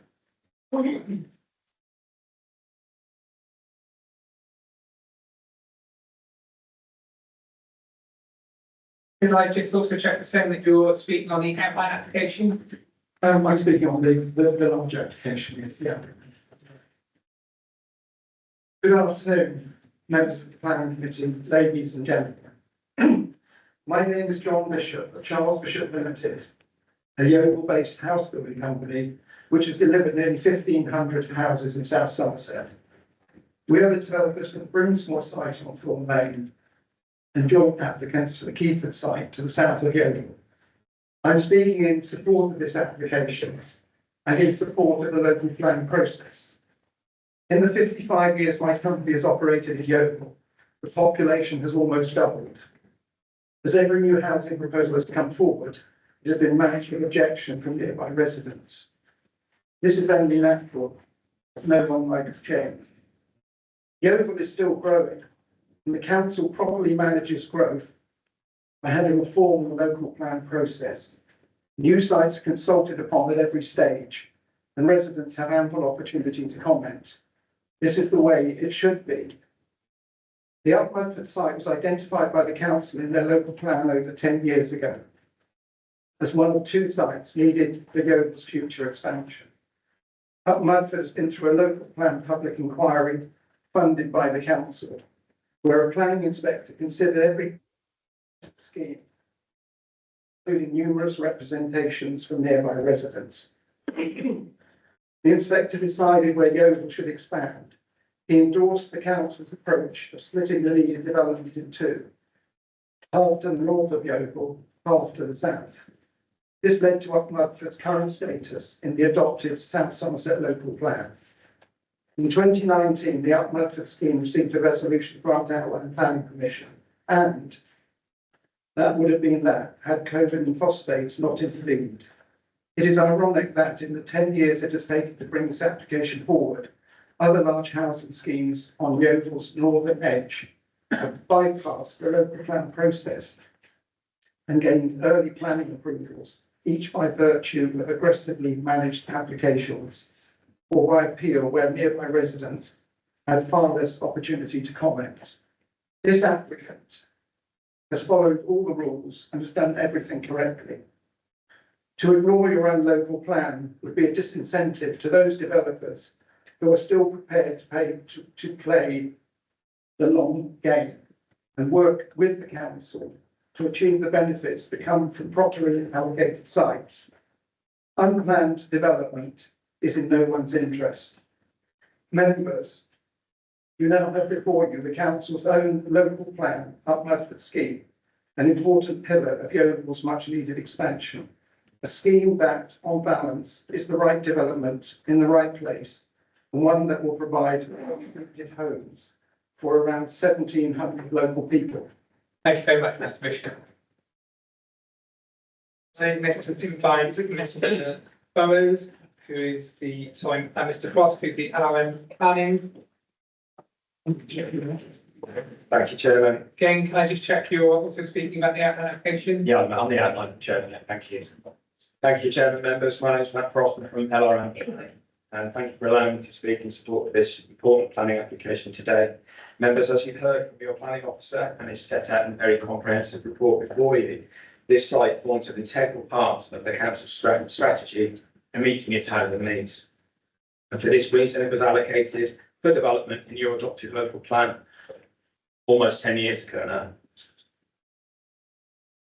The fact this planning application has remained undetermined ever since is a significant contributing factor as to why this authority has not been able to demonstrate the deliverable 5-year housing land supply for as long as I can remember. In the meantime, countless speculative planning applications have been approved that do not comply with your development plan. Notwithstanding, this council can still only demonstrate a 3.44-year housing land supply, I think the latest paper says.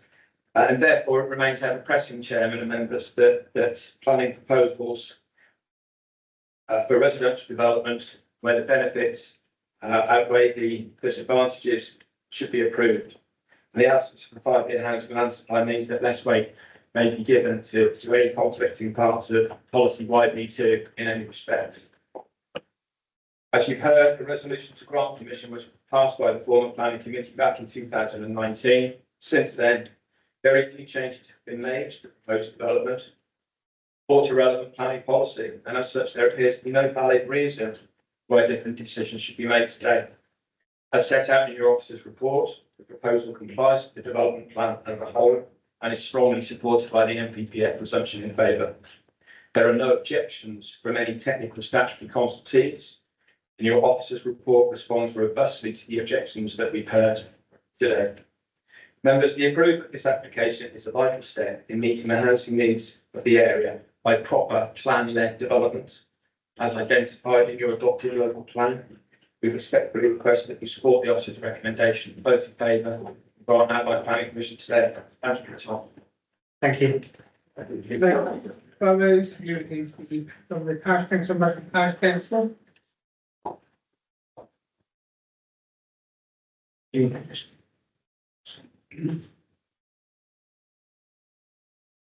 Again, just checking that you're speaking on the account and application. Thank you. Yeah, ladies and gentlemen, I'll be as brief as I can. Rest assured, there is robust evidence that the Three Dragons viability assessment seriously understates the profitability of the proposed development, which should be able to deliver a higher proportion of affordable homes than the 15% that developers offer, and or to provide other benefits and guarantees necessary to make a genuinely sustainable development of this site. When the Sock Hill developers have undertaken to deliver 35% of their schemes of affordable homes, you might well ask why this proposal should be treated differently. National guidance on viability has changed significantly over the last 15 years. The emphasis has evolved towards ensuring that landowners and developers prioritise compliance with policies in the local plan when they're negotiating land transactions. I do not see that reflected in the proposal in front of you today. There's been much debate about policy YB2 in the local plan, but it does tell us that the overall sustainable urban extensions will be developed to the highest sustainability objectives. And one of those standards is the provision on site of one job per household. I'm amazed that Mr. Fox can dismiss that so easily as he did today. The lack of evidence from the developer on how the proposed landscaping strategy is supposed to mitigate the impact of this development is another serious shortcoming. You have also heard how planning decision based on insufficient evidence may be considered unlawful. The developer is not engaged with the parish council on any of these issues in the way that one would expect when so-called new proposals have been put forward. I also find it hard to understand their apparent lack of respect for the sustainability principles and objectives of the adopted local plan.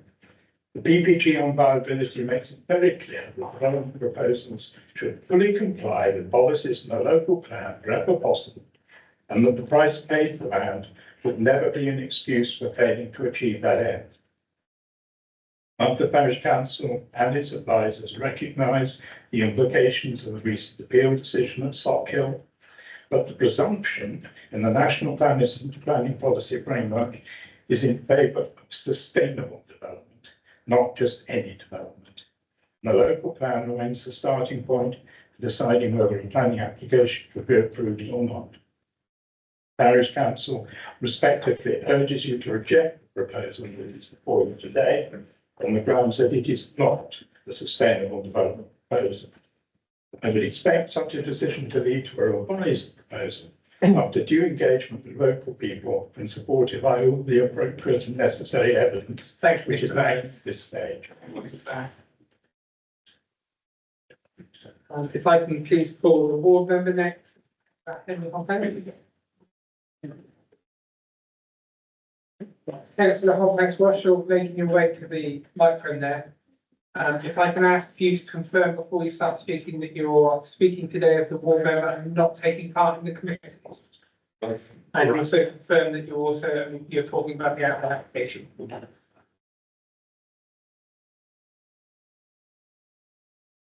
I resigned from this planning committee at the end of the last committee meeting and informed yourself and the leader of the council and the deputy leader of the council that I had done so. I was told today I was required to tell the monitoring officer. I have done that today and I'm not a member of this committee anymore. Yeah, thank you. And you're speaking on the outline application. I am speaking on the application. Thank you. There are two things I want to bring in front of this committee. The first and foremost is the bridge over the A359 at Mumford. This floods regularly because the river cannot get through the bridge sufficiently to stop the road being closed. It was closed 3 or 4 times this winter, probably more, and the flooding is regular. Now, we are talking here about putting in retention ponds, which are supposed to control the water flow to what it was prior to the houses being put in. And the situation is that when that is the case, that will cause flooding over the bridge. Now, the planning officer and myself had words about the flooding over the bridge about 4 or 5 months ago, and this has not been addressed in this application at all. The second thing I wish to talk about is the rural exception site concept, which I brought up with the parish council. They asked the planning officer whether we could have some of the affordable housing set up so that the nominations were with the parish council, so that there was a chance for local people to be able to get housing for their children. I understand that when this was taken to our housing department, they didn't like the idea.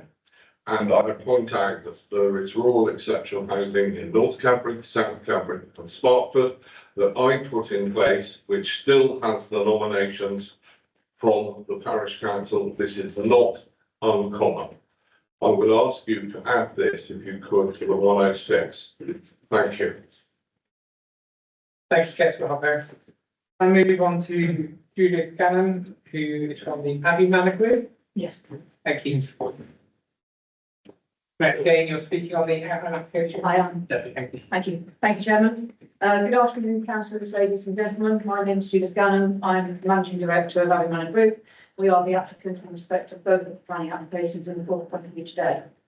I would like to highlight some of the considerable benefits so that to be gained from approving these planning applications today, all of which are discussed in your officer's comprehensive report. Number one, an increase in supply of housing land for both market and affordable housing, helping to arrest the unwanted and unplanned development that has taken place across the council area, and to partly address the significant and chronic shortfall in housing land supply. Number two, you get 3 acres of land transferred to the council together with a substantial amount of cash to enable the primary school at Primrose Lane to be extended, which will be a benefit to the whole area, not just this site. Number three, 3 acres of land transferred to the council together with cash for a community hall, mugger and leap, which will enable local parish councils to build a hall and play area to their own design if they wish. 8 acres of serviced land for employment, neighbourhood centre and a care home. These will be delivered as the market demands, but you will be pleased to hear that we have had some interest in the neighbourhood centre already. Number 5, contributions in cash and kind towards cycling, public transport and off-site highways infrastructure and improvements. Number 6, money for the expansion of GP surgeries in the local area, as requested by the NHS Integrated Care Board. Over 40%, that's 54 acres of public open space on site, incorporating additional wildlife habitat and biodiversity. Over 2,000 full-time equivalent jobs throughout the construction period and occupation, both direct and indirect, in the supply chain, occupation, furnishing and future management of development. In addition to the potential for another 596 jobs on occupation of the employment site uses. Spending in the local economy. 90% of the supply chain expenditure takes place in the UK and goes back into the local economy. Household expenditure in furnishing their new homes is on average 7,000 per house. That's 5.3 million across this site. Spending in local shops, hairdressers, restaurants and such like will help to sustain and grow your local economy. And not least, council tax. Based on an average family home using this year's figure, you get 1.66 million, of which £124,366 per annum will go to Mudford Parish Council, and that's assuming they keep their precept designates. Thank you very much for listening. Thank you very much. I can actually just switch the mic. Thank you very much. I'm going to go back to the planning officer, Mr. Fox, just to get the opportunity to go over any points raised by the public, and then we will come back through the list of public speakers again to take comments on the full application. But thank you, and some of the comments in objection do align. So with regard to flooding and the impact on the A359, obviously this has been an issue that has pretty much dominated the application for the whole of the time it's been in, and it's understandable why Mudford Parish Council are concerned about the ongoing flooding of Mudford at the point of the A359 where the bridge acts as a dam. Simply put, this has happened for decades, and it hasn't been proven that any new development in of itself has made that situation worse. All new sites, as you all know, now have to get through Environment Agency and LLFA rigor, have to provide sustainable urban drainage systems, and basins dominate schemes because the ground on which those developments are proposed do not have good infiltration and require capture and storage arrangements. The issue with the bridge on the A359 is something that this application does not need to solve, but in my role, which is sometimes my detriment of trying to help, you try and bring people together to talk about an issue that is being experienced locally. And clearly the flooding of property and the disconnection of Yeovil by the closure of the road are of concern. And as Mr. Bartlett outlined, the regularity of flooding now seems to be far more regular than it ever has been. This obviously is a much larger issue than the development of 765 homes. The catchment serving that area is huge, and a rainfall event in one part of Yeovil will have an impact on that surface water flow and the damming effect at Mudford at some point, the lag time as the water makes its way there. I have raised, as my report indicated, I have raised this issue of resilience and emergency connectivity with various colleagues within Somerset Council, and I hope that they together can work with Mudford Parish to find a viable solution to the issue that has dogged the village for, like I say, many years. Of course, that will come at our cost, and then you go into a different realm of, even if we could solve the problem, who's going to pay for it? That's way above my pay grade.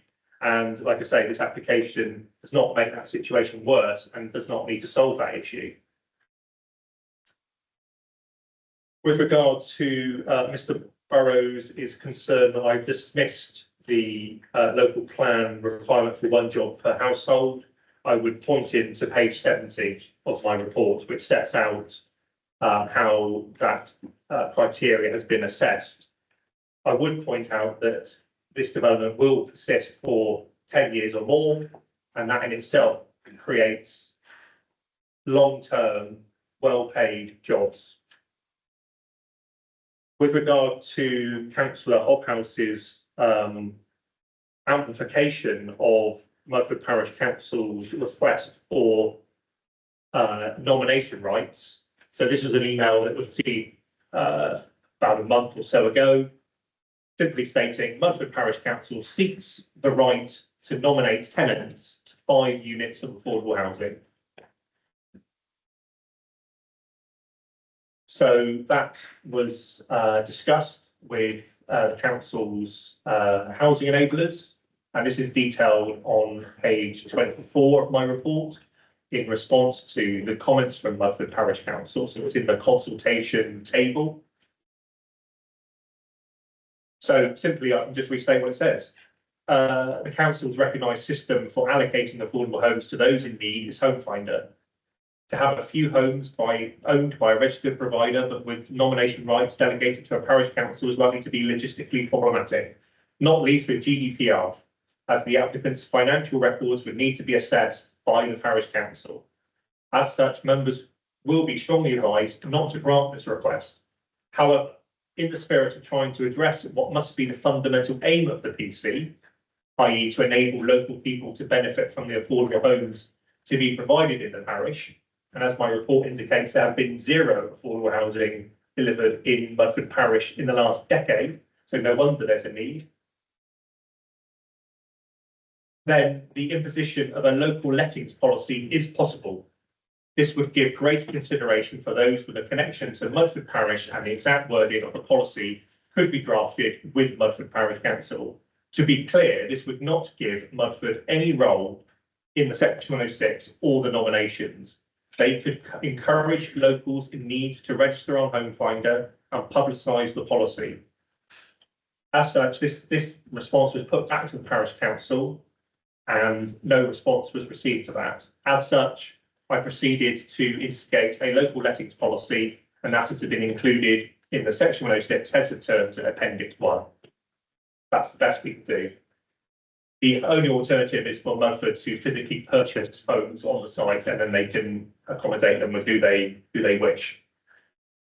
Just a point of definition, really, I think, with Councillor Hobhouse's explanation, a rural exception site is a very different thing. It's a bit like Ronseal. The whole point about a rural exception site is it's in a rural area where it is an exception to policy. And the situations he quoted, notably at South Cadbury, a scheme that I dealt with myself, they are a scheme of bungalows that were built on the edge of the settlement where open market housing was not allowed by the local plan at the time. The only way the housing was allowed was by exception in a rural area. If it could be housed, accommodated by local people in housing need, identified by the Home Finder system or whatever system existed in the day. So rural exception site is the wrong terminology. However, in essence, the request by Mudford Parish Council has been thoroughly discussed with colleagues, and a local lettings policy has been included to help address the point that they've raised. Thank you. Thank you very much. Okay, so I'm going to move back to public questions now, and I'm going to take questions on the full application, which is the second part. And I will start with Stephen Bartlett, friend of Mudford.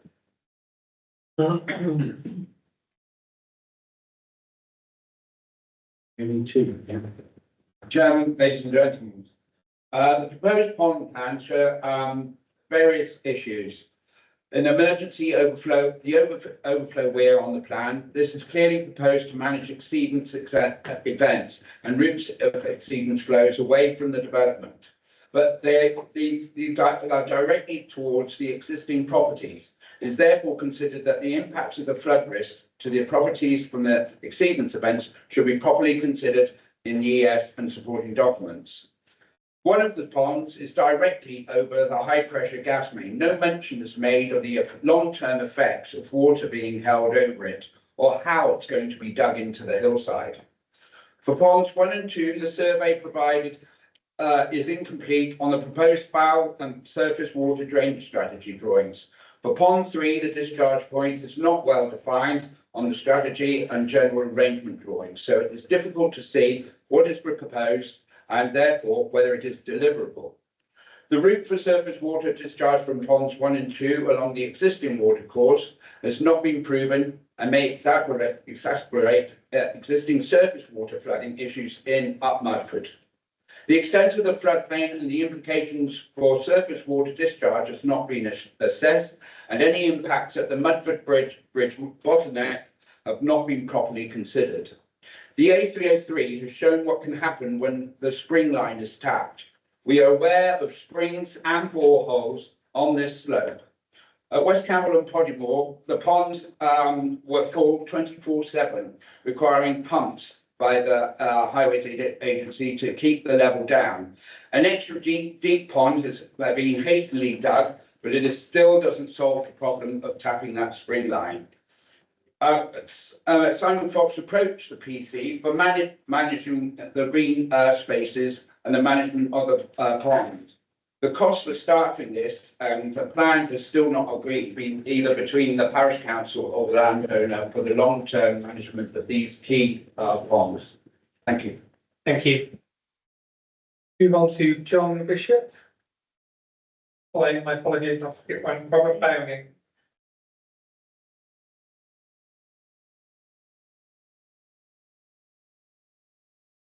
Should be read, yes. Thank you, Mr. Chair.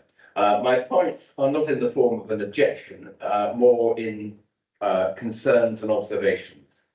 As you might expect from the name Mudford, and as indeed you've heard, Mudford suffers from flooding. What you may not know is that it affects the whole of the Mudford village, not just at the bottom of the village, with the roads either side of the river, of the West Mudford Road and Hinton Road. For example, exactly a week ago, last Tuesday, Primrose Lane, just up short of the proposed Up Mudford development, flooded. A 4x4 might have got through, but not a car. It was over gumboot level. To the west, at the other end of the village, at Stock Hill, 4 cars had to be recovered from flooding on the same day. Now, Mudford suffers from both fluvial and pluvial flooding. Fortunately, fluvial, the river, has only flooded 3, possibly 4 times this year. But when it does, it can be catastrophic, and as you've heard, in the sense that it floods homes, businesses, and possibly closure of the A359. Pluvial flooding, where the water pours down the escarpment from the rain, whether the ground is saturated or not, has caused West Mudford Road to be closed over 15 times this year, 4 times in this month alone. Now, it has a significant depth of water, which reaches approximately 6 feet in front of the church and 3 feet at the other end, just short of West Mudford Farm. The effect of this is that it cuts off the hamlet of West Mudford. When this happens, school children can't go to school, people can't get to work, hospital appointments are missed, and including chemotherapy as well. Now, our flood group is trying to alleviate this problem, but we are concerned that the proposed developments will only add to it. We're partially concerned about Springline, but experience with Wyndham Lane development, because that is built on sand, is unlikely to happen. But the proposed developments of Up Mudford and Up Mudford of the north of the road, collectively called the Stock Hill development, is built on clay. Spring at the top of the hill already exists, and we're worried that tapping down the hill into the spring line further will exacerbate our problems. Now, my question is, putting a military hat onto it, where all good plans should have a what-if scenario, is what contingencies have been put in place if these retention ponds are not found sufficient? Where would any additional ponds be built? Who would be responsible for it? Who would pay for it? Etc. The A303 experience suggests that remedial action could be extremely costly, way beyond any financial means of Mudford Parish to resolve. Thank you, Mr. Bowning. Thank you. Next up is John Bishop. And did you only speak on the apple? Excellent, thank you. Matt Frost. No comment, Chairman, other than to point out, as I think you've heard from your officer, that there's no objections from any technical statutory competencies, that be the legal authority, the Environment Agency, or the name of the authority that controls gas maintenance, name escapes me, but that's the only point I was going to make. Thank you. Mr. Burrows from Mudford Parish Council. Councillor Hobhouse is the ward member. And Judith Gannon from Abbey Manor Group. No comment on this application, thank you. Mr. Gannon, if I could be asked if you could just pop the microphone off for me, that'd be lovely. Thank you very much. I will go back to Fox. Do you have any clarification on the question raised there? No, I was actually just going to say what Mr. Frost said, which was this application has been extensively assessed by the LLFA. Most latterly, the EA comments are in the report. I mean, they haven't said a great deal, which normally says that they don't think it's an issue at all. And also looked at the drainage board as well to ensure that they have no residual issues. I wish the flood group well in their endeavours to solve this long-running issue of flooding in Mudford, which will continue to happen irrespective of this development. We've also reached out to the HSE and had extensive dialogue with them to ensure that all aspects of the two applications do not cause any issues from the HSE and the gas line operator perspective. So with that, I'll pass back to you, Chair. Thank you very much. So if we can move on to questions, points of clarification, just on points that have been raised by the members of the public. Do any members have any questions or points of clarification on anything made by the members of the public? Councillor Osborne?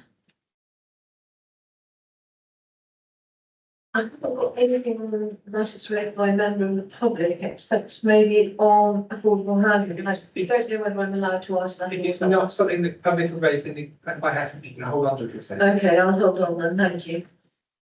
Nothing there at all? Okay. We move on to technical questions for the officers. Do any members have any technical questions? And I have Steve. Thank you, Chair. It has been useful to hear from all the different people in the room to help me make up my mind about this particular application. It's a question for Simon. I think it comes under a technical question, and this is about the percentage of affordable housing at 15%, which does seem to be at a very low level compared to other projects. What do you think is the possibility of that being increased? Okay,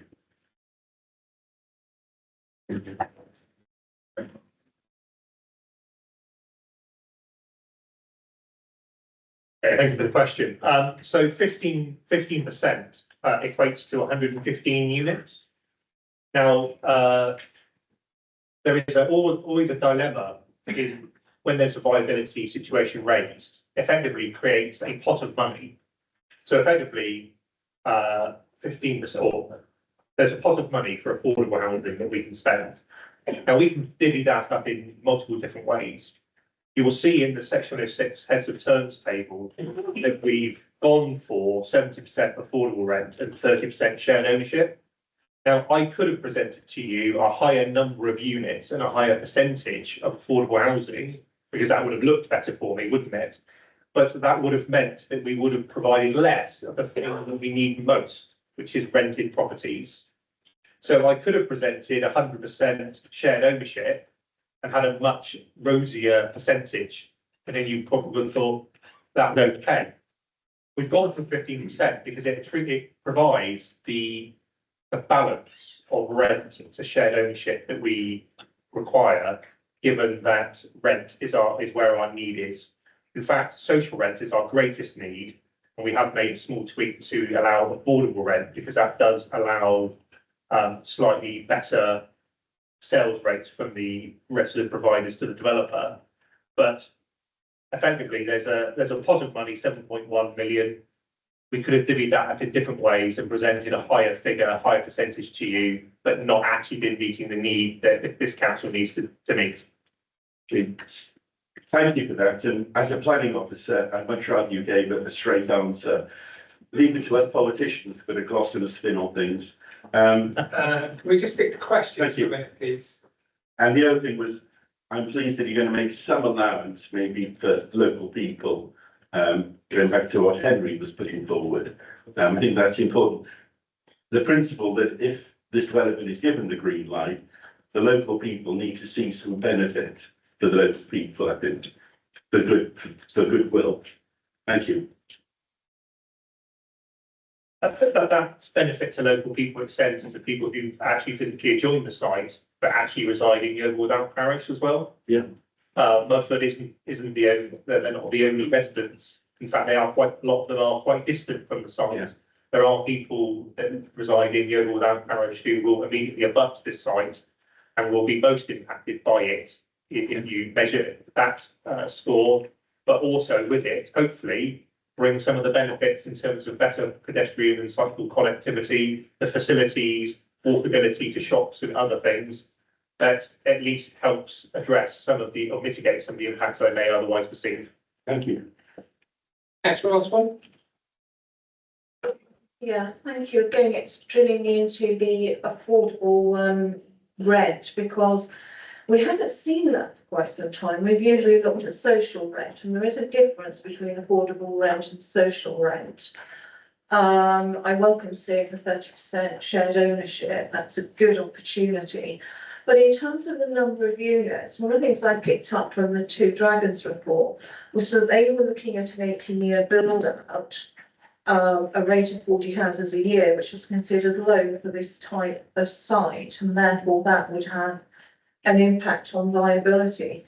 If they built up at a higher rate, would that again enhance the viability, and there could possibly be more opportunity for affordable units? And also, as you are looking at affordable rent, there may be an opportunity to receive some grant funding towards the cost of this affordable housing from Homes England, and that might enable you to offer more units for affordable housing without it costing the developer. Yeah, thank you. I mean, I think in answer to your question, yes, if it was built out quicker, then it would be more viable.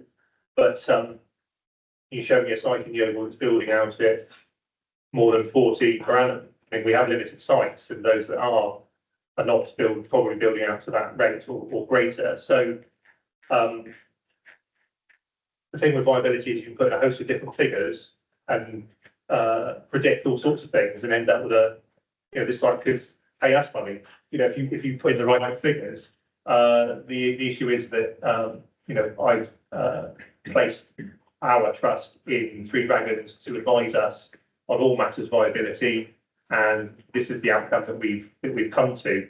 I think in answer to your question around external funding, I think goes back to the question I probably didn't answer from Councillor Page. Is there a prospect of any more? Well, the recycling clause that I'm proposing does provide that opportunity. If something isn't done, then that money goes back into the pot. Whether that in the end provides affordable housing on this site or another, it's probably academic. It provides affordable housing in the town. So yes, there is a prospect, a chance, however small or large that chance is.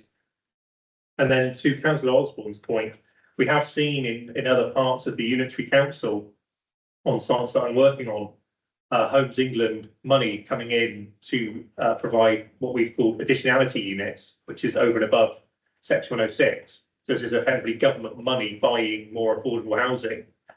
We don't, I wouldn't have said anything had Councillor Osborne not raised it, because it's not meant to be, don't worry, agree 15%, someone else might top it up.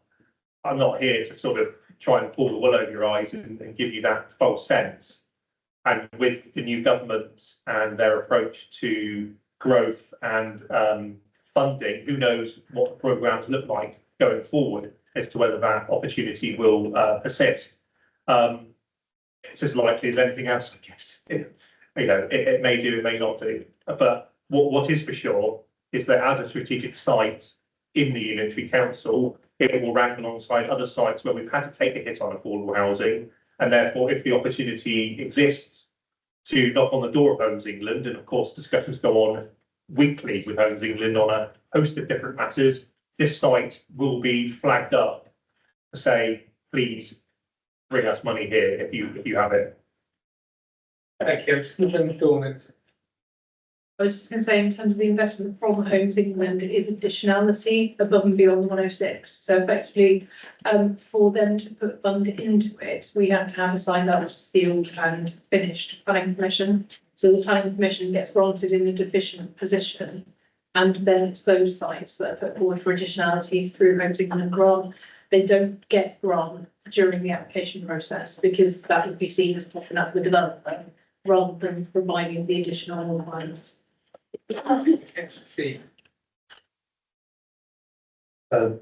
Just a question about process really, from here, and I have to say, thank you for including such a comprehensive piece of agreement for section 106. I think it's very much easier to relate pros and the cons of the difficult decisions. The actual section 106 negotiations now proceed. Am I right to presume that the tell the councillor policy in 75 of our constitution means that you will be involving local members in that discussion? Yes, I recite that part every night before I go to bed. Yes, I mean, the process here on is that the application is not under a holding direction. It was, well, it came about after the last resolution, but the Secretary of State didn't call it in. So we're not under that holding direction. So the next phase will be tomorrow, talking to the solicitors, getting a 106 drafted if members were to approve the application. And there's no reason why that can't include local members. Obviously, the local lettings policy, it sounds like, will be of particular interest to Councillor Hobhouse in particular. But the reason for setting out a comprehensive table of heads of terms is to curtail the length of time that 106 negotiation will take. In the past, you would have been given headings like affordable housing, play and recreation, transport, and people go away and lock themselves in a dark room for about 3 years and then emerge with a waiting document which looks nothing like the application that was approved. At least I'm demonstrating here that the package that can be afforded is the package that will form the 106 agreement, which if you resolve to approve again, will proceed at pace. Bring Dawn back in a second. Sorry, just really quickly, in terms of the heads of terms that are set out on that page, if members want to be engaged in the 106 process, you can be, but the obligations that are being secured are those that are before members. And ultimately, we're asking members to make a judgment today in terms of whether they satisfy the conditions and the 106 obligations cover sort of the impacts or harms of the scheme. So by engaging in the 106 process, it's not an opportunity to undo, add or change necessarily, but it's to be kept aware and in the loop with the process. And if there are any sort of minor tweaks as per the members' recommendation today in terms of local lettings, if that goes through, it's the ability to make sure that goes in and secure that goes in line with the committee's recommendation, because ultimately the committee as the determining body is determining the application today based on those heads terms. So if there's a departure from those as a result of negotiation, what happens is we might have to bring it back to then give sign off again with the whole committee if there's any significant changes. Thank you, Councillor Best. That blows my question out of the water. Excellent. Right, but I'll say it anyway. In these developments where it's a mixed development, employment always plays a vastly second fiddle. If you look at the trigger points for that, you've got marketing strategy after 500, the Spine Road after 700. Surely more, obviously you're getting more and more people in houses to live there. You need to match employment opportunities. So it's just the thing that all of the applications I've seen, because obviously a lot of it's put by house builders, not people to build the employment land, but surely we should consider beefing up on any application the employment land as well as getting the houses built. Well, I think if we could figure on one of the sort of dilemmas here, really, that the layout of the site, which I started showing the constraints of the gas pipeline, have meant that the employment land is at the western end of the site, and therefore the natural phasing would be such that it would only be delivered towards the end of the development, hence the access to the employment land at 700 occupations, the marketing strategy, pretty much as the development goes into that eastern half of the site. To do anything else would be to bring the employment in advance of the housing in that section. It's just the nature of the site. There's a natural phase across. So it just happens to be that end is the end where the constraint of the pipeline is, which effectively mandates where the employment land is. If we were to bring the employment land closer to the A359, for example, where it could be accessible from day one, we couldn't really replace the employment land area with much else. So we'd end up with a net loss of housing and a worse viability position than we're already in. And that's why the decision has been made to locate it out there. If the employment is located out there, and given the nature of the employment that we would be looking for, like industrial office type, uses, then the greener end with potentially the views does present an attractive option rather than being end up against the A359. So it's an application of constraints and compromises that have led to the layout, which have then led to those heads of terms and those trigger points. I guess if you wanted to toggle the marketing strategy slightly further forward to 400, I'm sure that wouldn't be poorly received. I think the physical region of the land and the accessibility of it would probably have to stick where it's shown. Thank you. Dawn? It's just one further point from the business perspective. If you've got business coming into your development site, usually there's an optimum footfall requirement for that business to remain stable. So actually they wouldn't want to move into that location until there's enough sort of residences supporting the surrounding area to be able to maintain the business going forward. Thank you. Okay, so I'm going to move us forward into the debate. Who would like to start? Councillor Webb. Thank you, Chairman. For me, the telling point of this application is the local plan. I'll go back to the local plan. We have on this committee, well, I mean, a number of us sitting around this committee actually sat through the discussions on the local plan. I remember days of discussion on where the housing was going to be allocated in Yeovil, whether it was going to be around the whole of the town or various one site. I think we had all this, and then we went through it with the inspector. Again, and this was discussed, and local people were given every opportunity to come forward and did, and make their various objections at that time. And since then, of course, the local plan has been unfortunately undermined by the fact that we haven't built enough houses in the 5-year housing supply. And that has led to the undermining of the local plan.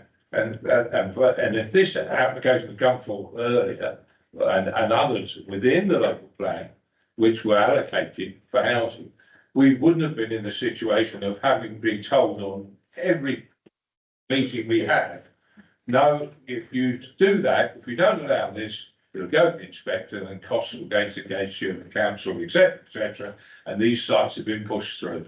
So, and I hear all the various objections and I understand them, and we try to look at them, but my main thing of this, here we have after 10 years, Jim, 10 years, at last got this site into a position where we could make a decision.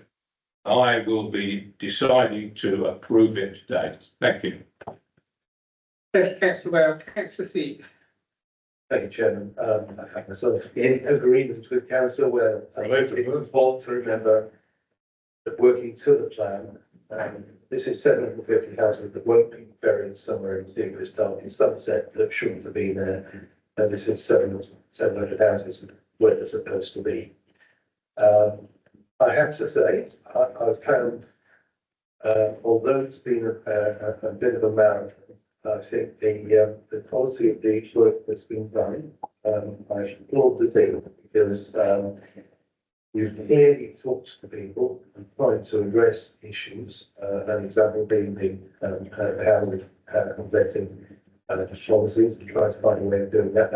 I applaud, the efforts to meet over and above the minimum required by the test for a condition of obligation. We've got a bit further, so well done. I think the information supplied has been comprehensive to say the least, and I would also applaud the presentations from members of the public raising their concerns and people responding to those. I think it has been very good. I too am going to be supporting this. I think it is it's correcting so many things, and I have to say the officers were very honest in the conclusion of the report.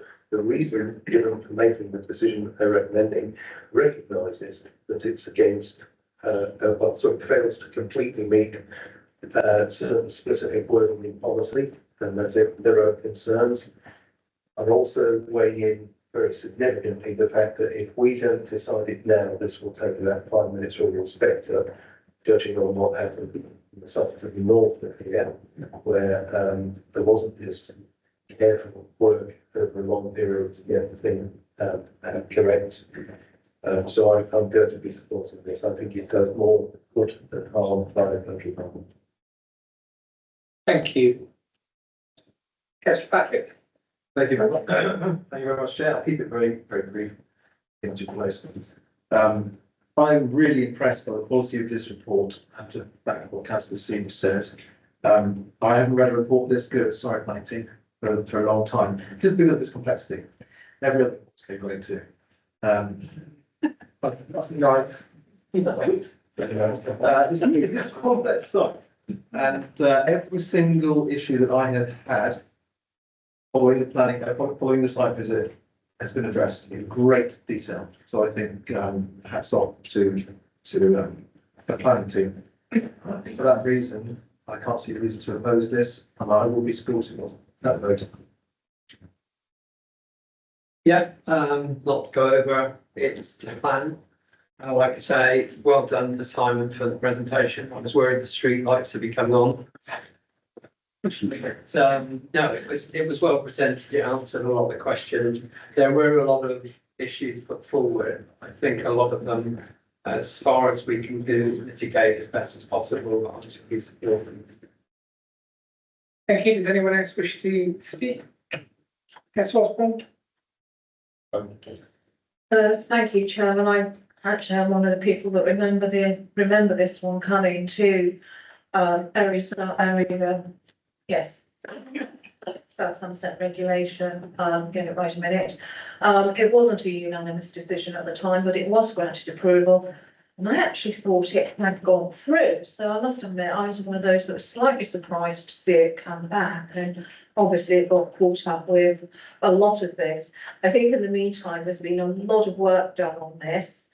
There's also a health warning in that YB policy, which does make reference to viability. It does use 3 words, subject to viability. It doesn't mean you have to do it if it's not viable. You can't, hence what I was probing earlier. In terms of flooding, yes, that will always happen. It's probably going to get worse before it gets better. And you can only go so far. You cannot mitigate or control the weather. Absolutely nobody can. There is no requirement on any applicant to actually improve or solve the problem. All you have to do is demonstrate you ain't going to make it worse. And the attenuation ponds and the swell system, which have been looked at by the technical experts, have passed muster. We can't do anything about the bridge. That is beyond the control of the developer or even this planning committee. We cannot do anything about that, but I would urge that at some stage some work is done and some money is spent to improve the bridge and actually remove that blockage so it doesn't continue to dam. Because until that's solved, no matter what you do, you're going to have problems, but it's outside the control and the remit of this application. So on balance, I think on this occasion, I would support it. It is direction of growth. It is providing a slightly different mix of housing to what we're used to, but that in itself may provide some opportunities as well.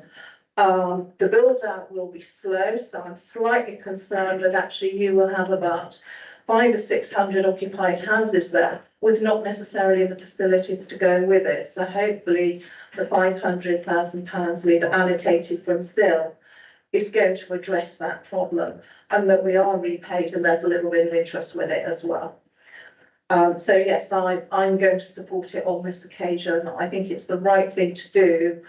And it may well mean that perhaps for this end of the district, it might just put a hold on more speculative applications that nobody really wants, that don't play by the rules coming forward.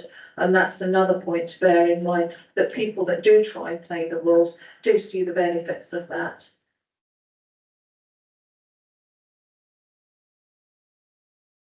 Thank you very much. Does anyone else wish to make any comments?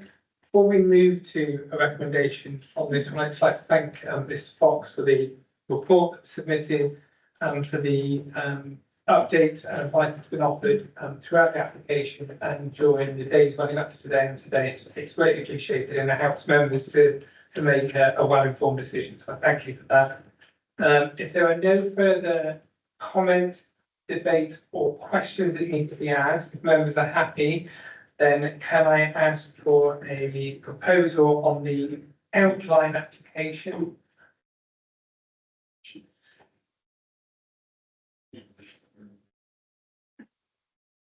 Can I ask for a proposal and also for it to include any additions or any anything you wish to change on this? Sure, can I move the recommendation and for the officer's report? We can clarify that's recommendation 1. Recommendation one, yeah. That's amended with any That's not- amendments in relation to the lettings, section 106 lettings policy, was it? No, there's a recommendation amendment on the slide. Yeah, there was a slight variation to the recommendation presented on a slide, which I can try and hastily remember the yellow.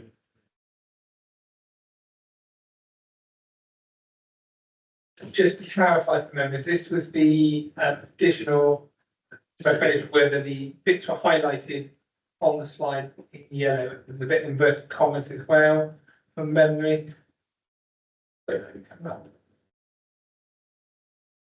That's it. So, Councillor C, can I just check that you are, you're proposing that recommendation, including the highlighted section? It is including the highlighted section, yeah.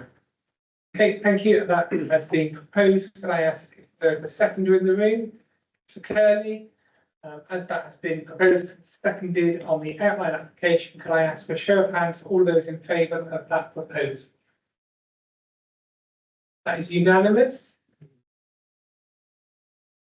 9. Unanimous. Yeah. Okay, thank you very much. So that application is passed. And I now move on to the second part of the application, which is the engineering works to create attenuation basins. Councillor C. Mr. Chairman, can I propose the recommendation to as per the officer's presentation? Yeah, Okay, thank you very much. Councillor Whale, are you seconding that? So that application has a proposer and a seconder. Can I have a show of hands for all of those in favour of the said proposal? That again is unanimous. Okay.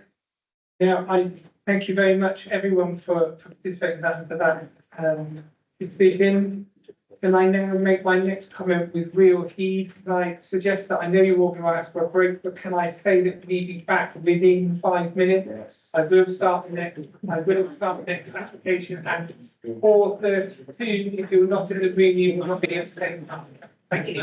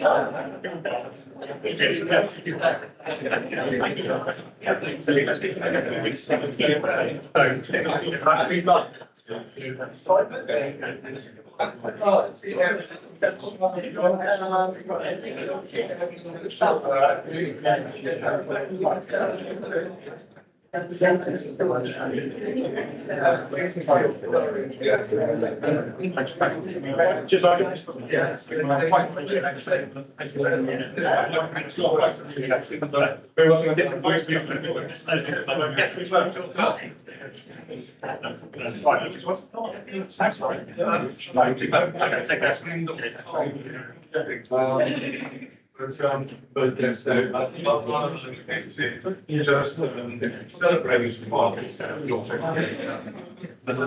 it takes away. Thanks, Trevor.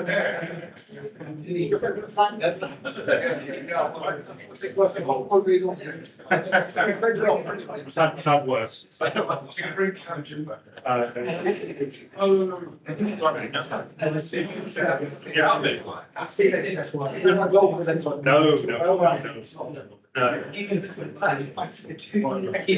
I'll see you when I see you in the next few weeks, I guess. Yes, yeah. That's gonna be amazing.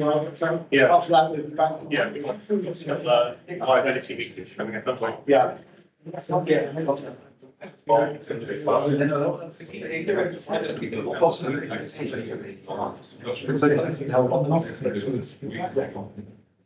know what we need to do.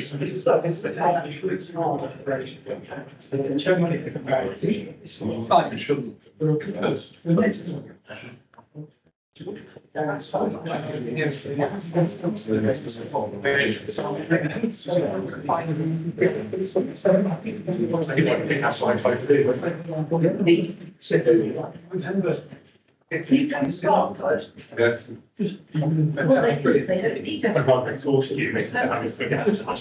Just like outside, stop the meeting. That's really good thinking. We'll see you in about 6 months. So I'm gonna go change the cigarette tea, we're happy to miss. Otherwise it'll be at 8 o'clock.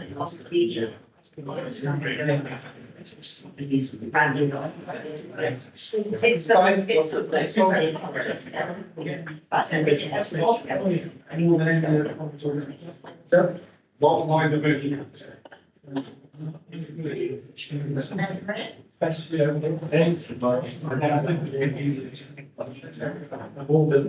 Which is music to your ear. Last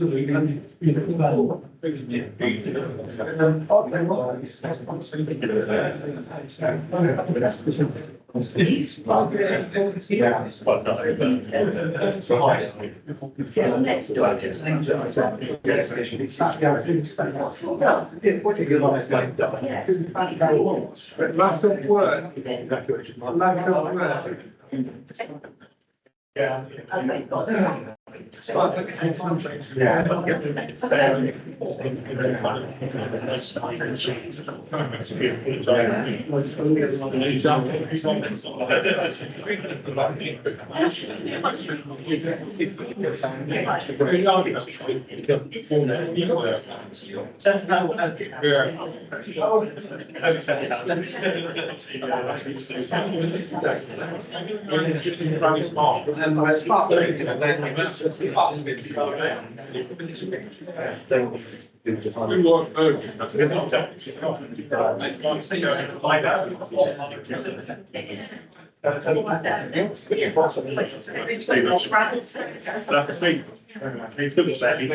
Still want to do it. About 26.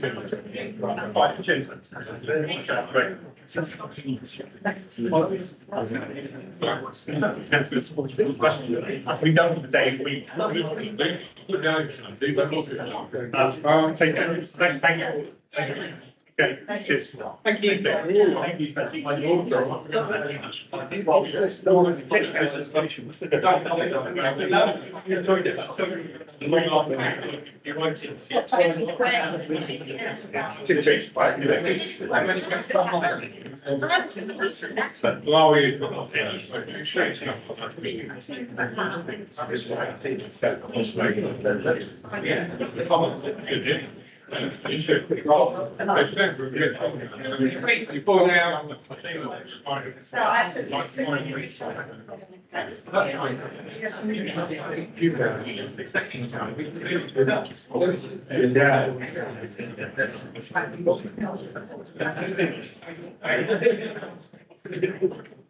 Yeah, and I'm.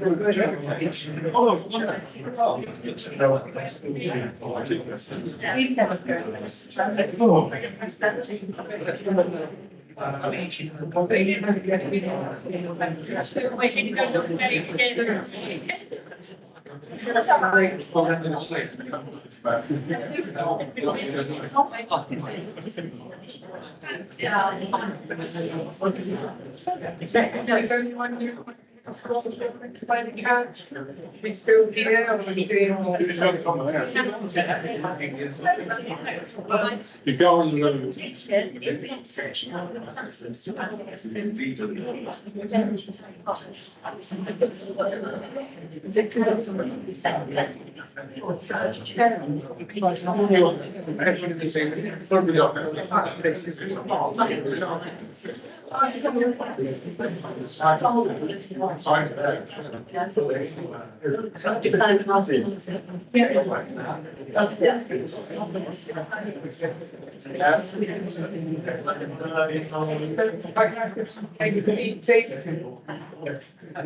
So two things.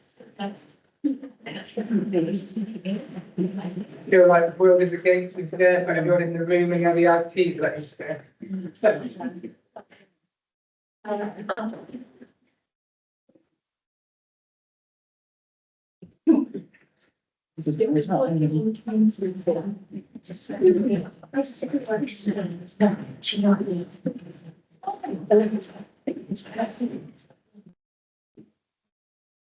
So we were losing you, unfortunately. Yeah, I've been sleeping very well because of this blue thing. So it can be a problem. I thought you were still. The edge. So it's like a mistake.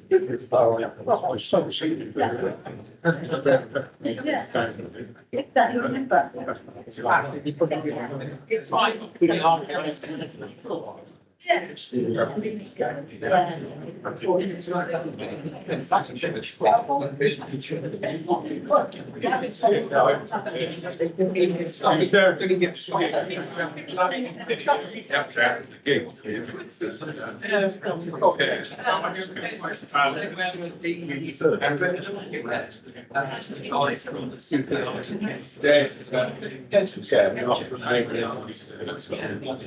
He's done this, he's got some almost a care show. So.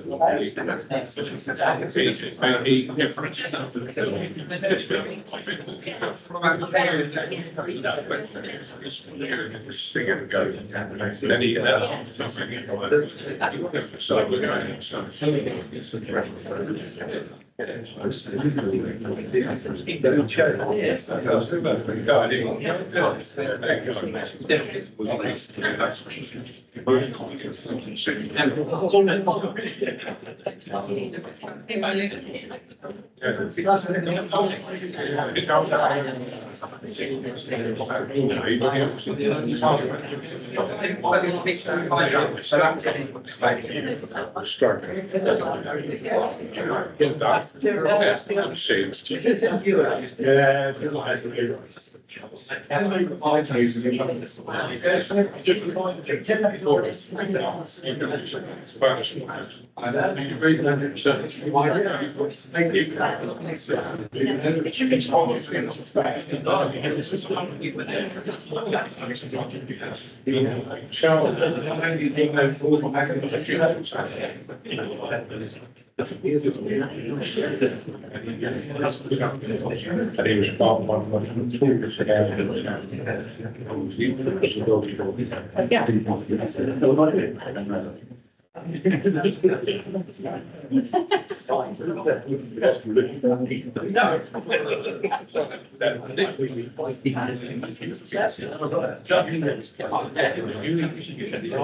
Thank you, members. Welcome back, and our next application is item 6, land south of High Street, Sparkford. I'll try to do the planning officer for the presentation. Thank you, Chair. Let me get.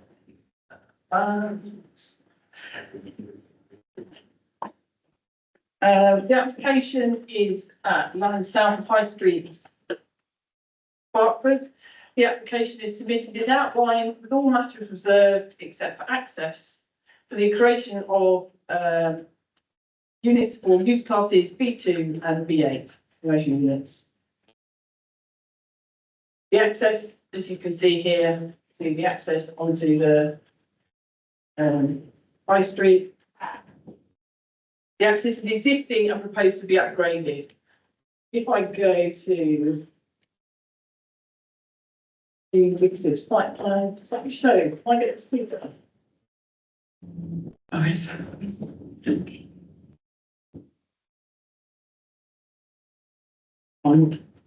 But that gives you an indication. This is orientated slightly differently to the OS. So you've got the High Street at the top, and then the access coming down, and then doing a dog leg into the site and residential properties.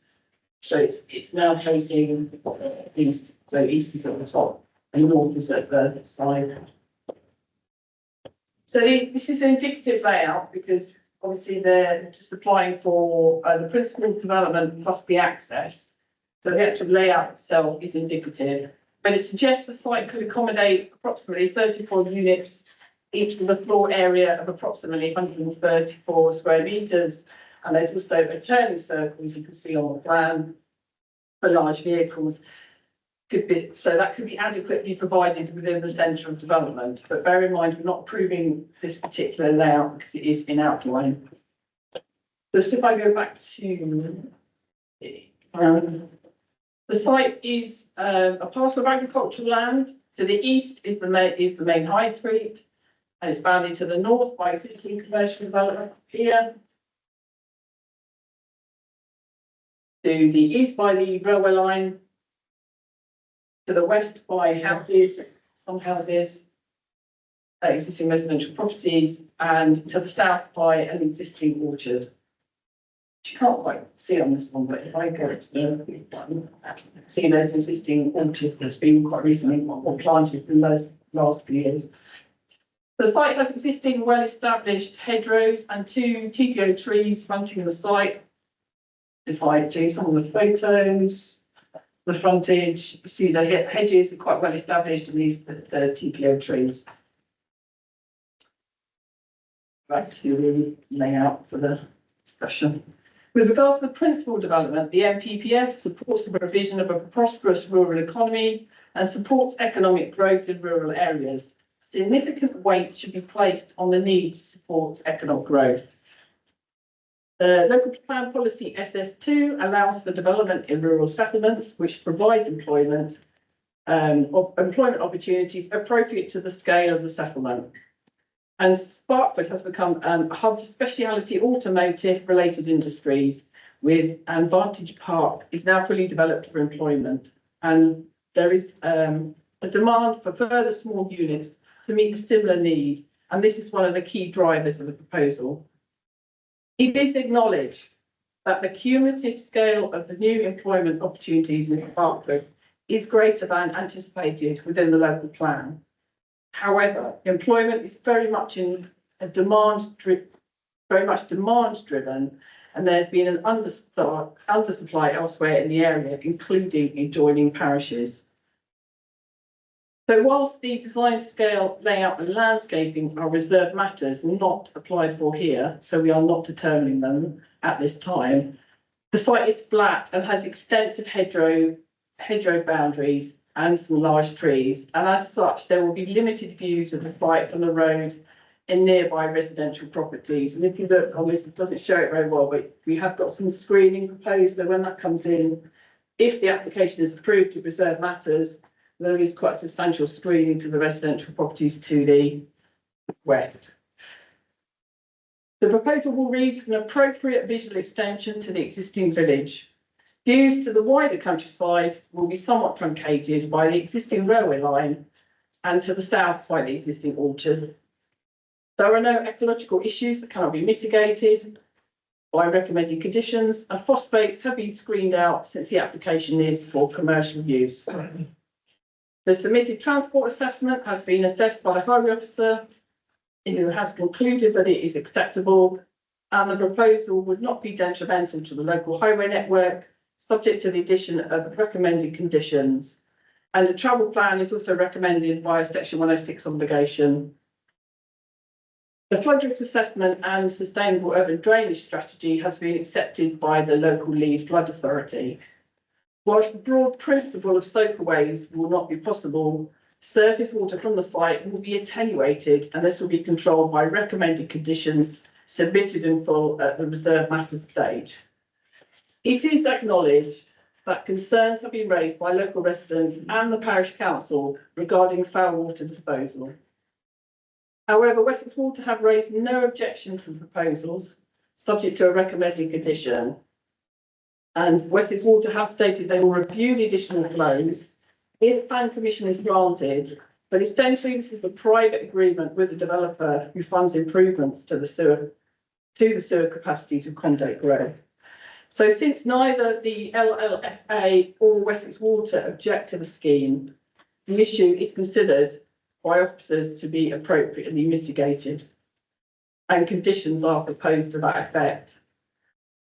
Hours of operation are controlled by a recommended condition that was requested by the environmental health officer, and also the distance to the residential properties to the west could be. So the indicative plan shows about 45 metres to properties to on that side of the road adjoining the high street. So from this distance, there will be no adverse impact along with the control of the hours of operation. With regard to the two TPO trees, you can see them marked here in red by the access. The access details are being revised to avoid the root protection zone of these trees to the satisfaction of the council's tree officer. And a condition requiring tree and hedgerow protection to be is also recommended. Overall, officers consider the proposals accord with the relevant development plan policies and the NPPF, and there are no adverse impacts of the scheme that cannot be resolved via conditions or a Section 106 obligation. And as such, the proposal is recommended for approval. And I know further traffic data has been submitted by the parish council, and I have forwarded that to the highway officer. But it hasn't changed the recommendation proposed. Thank you. Thank you. So we'll now move to the public speakers. And I will start off with Richard Squires, who is a neighbouring resident and objector. I can actually come to the microphone there and just press the button when you have 3 minutes.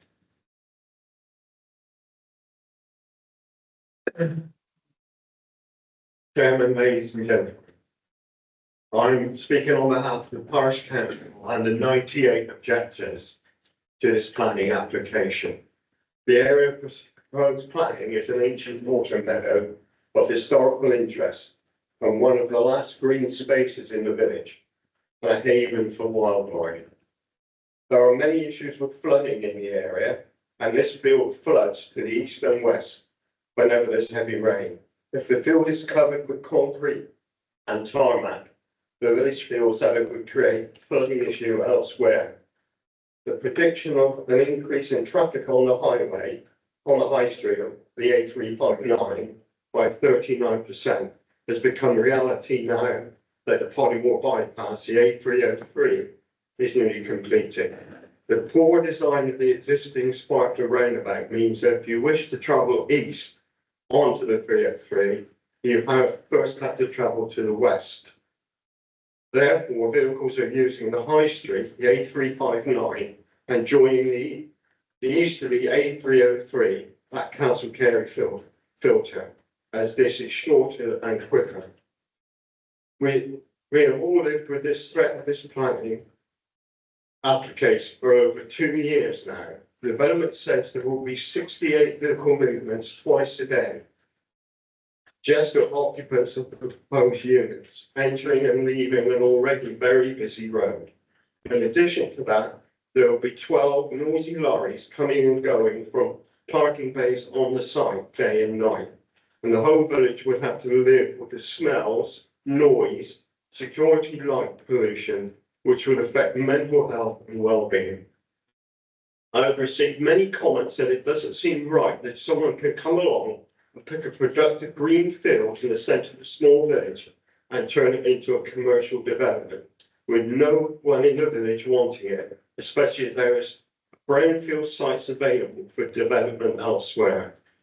The impact of this development will not benefit the 700 residents of the village, which is made up of 52 female and 48 male, with approximately 155 aged 60 years and over.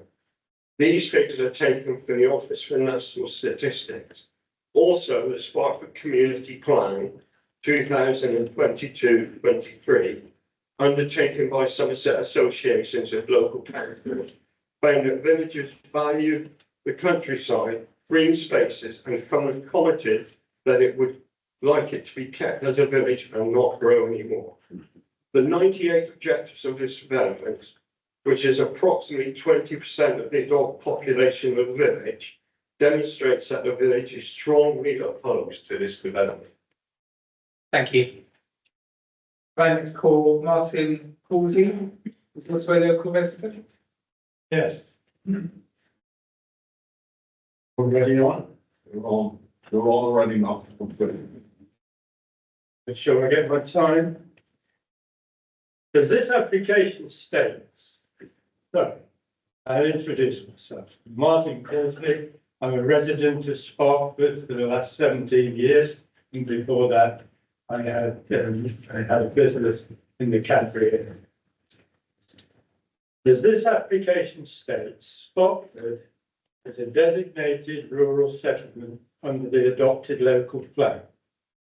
The local plan states that developments in rural settlements will be strictly controlled and limited to that which provides employment opportunities appropriate to the scale of the settlement.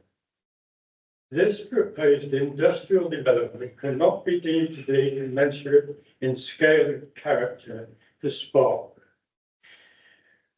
which is more than well served, as you know, by commercial units within a mile of the centre of on the Castle Carey Road. There are 3 separate developments, all of which have had a lot of existing additional units added to them, given permission since this application was put in. There is no need for this extra industrial development whatsoever in our village. The local plan also states that proposals should be consistent with relevant community-led plans and should generally have the support of the local community following robust engagement and consultation. The local community have shown their detailed reasons that the drainage, of sewage, of traffic, in coming out in large numbers to the village parish council meetings such as are unprecedented in time.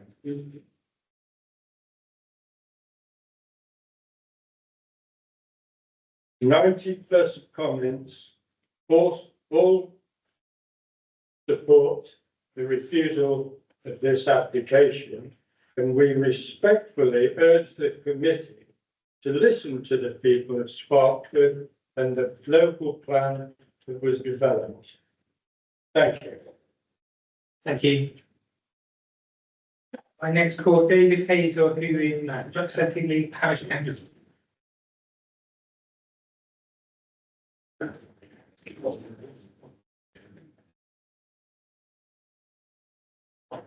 Chairman, ladies and gentlemen, David Hazel, Sparkford Parish Council.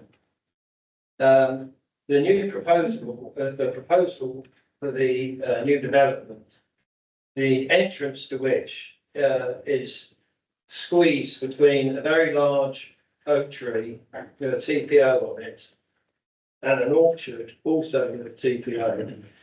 The width of the road is supposed to be 7.2 metres plus 2 pavement areas either side.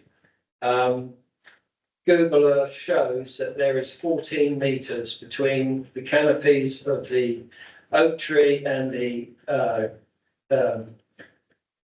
orchard, and that it's got to be squeezed in between that.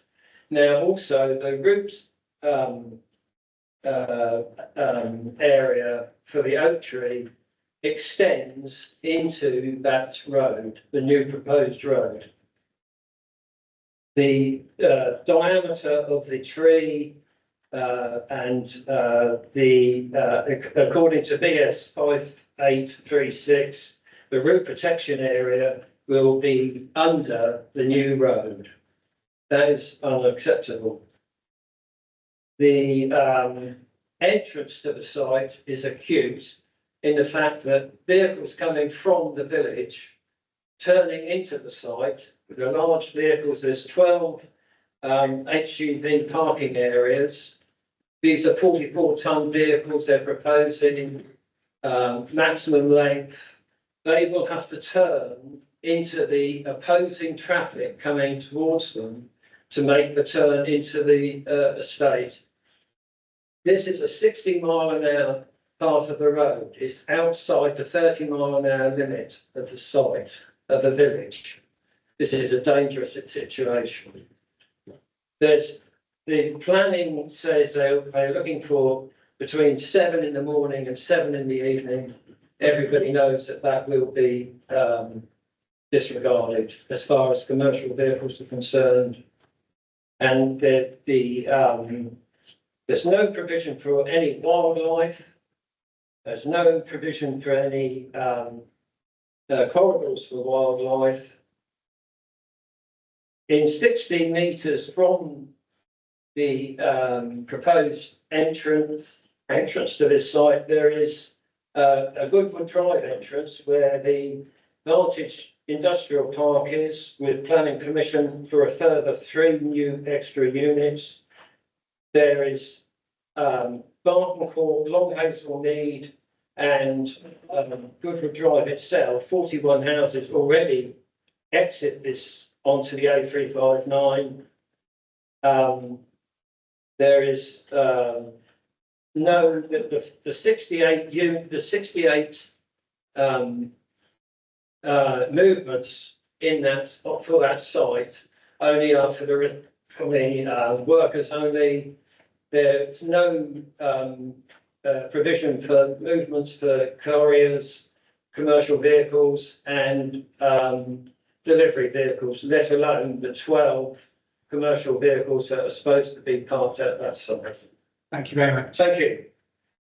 Can I next call Sean Travers, who is the applicant agent from Big and Brown?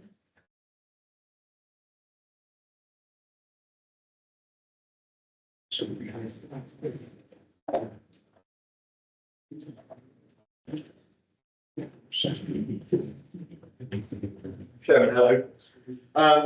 I'm Sean Travers, I'm partner at Boone Brown Architects and Planning, and we have been asked to come support the application today. We designed the first part of that scheme, but as you rightly pointed out, you've also rightly pointed out, it is in outline only at this time. Chairman, members, we've sat through it this afternoon and you've heard a lot about housing. I think now's the time for you to hear about the other part that makes a thriving economy, and that's the employment sector. Something that we often forget about. Chairman, this is a planning application for commercial development on the edge of Sparkford, a mere 750 metres from the new junction of the A303. It's a major routeway through the southwest. And it's direct link to London, Exeter and beyond.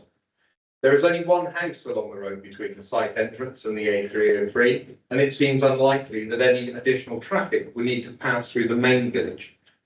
Furthermore, the site is adjacent an existing employment site and the railway line. It is ideally situated to commercial use. The applicant reports that potential tenants are queuing up to move in, as does the local agents, commercial agents for the area, Chester's, others. Chairman, there are 7 residential properties on the northwest boundary, and as your officer pointed out, from the illustrative plan, there's significant buffer strips proposed, with the buildings turning their back, if you look carefully at the plan, on the northwest boundary, and as such, residential amenity is protected. This is a proposal to accommodate small start-up units, no larger really than the size of a 3-4 bedroom house, with flexible leases, ideal for businesses that are looking to develop. I would stress this is not an application for a lorry park, as has been feared locally. The size and formats of the proposed units is based upon the applicant's years of experience in delivering units at Bankham Road in Somerton, where small units have operated very successfully, employing hundreds of local people in a range of jobs. Members, I hope you will have visited Sparkford and seen the nearby Vantage Park recently built, a small industrial estate that is home to a range of successful specialist automobile-related businesses and demonstrates how Sparkford is popular with local businesses. As you know, Sparkford benefits from a range of facilities and can be considered a sustainable location for new employment and, to some extent, additional residential opportunities.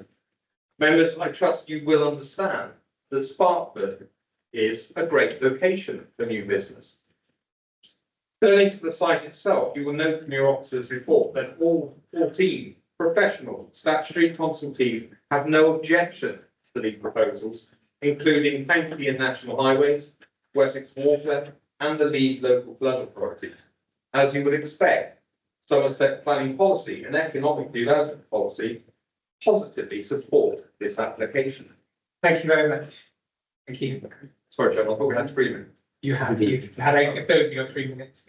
I just asked you this to switch your microphone. Thank you so much. So, do you have any comments or points to clarify? The local members here. You haven't actually registered to speak.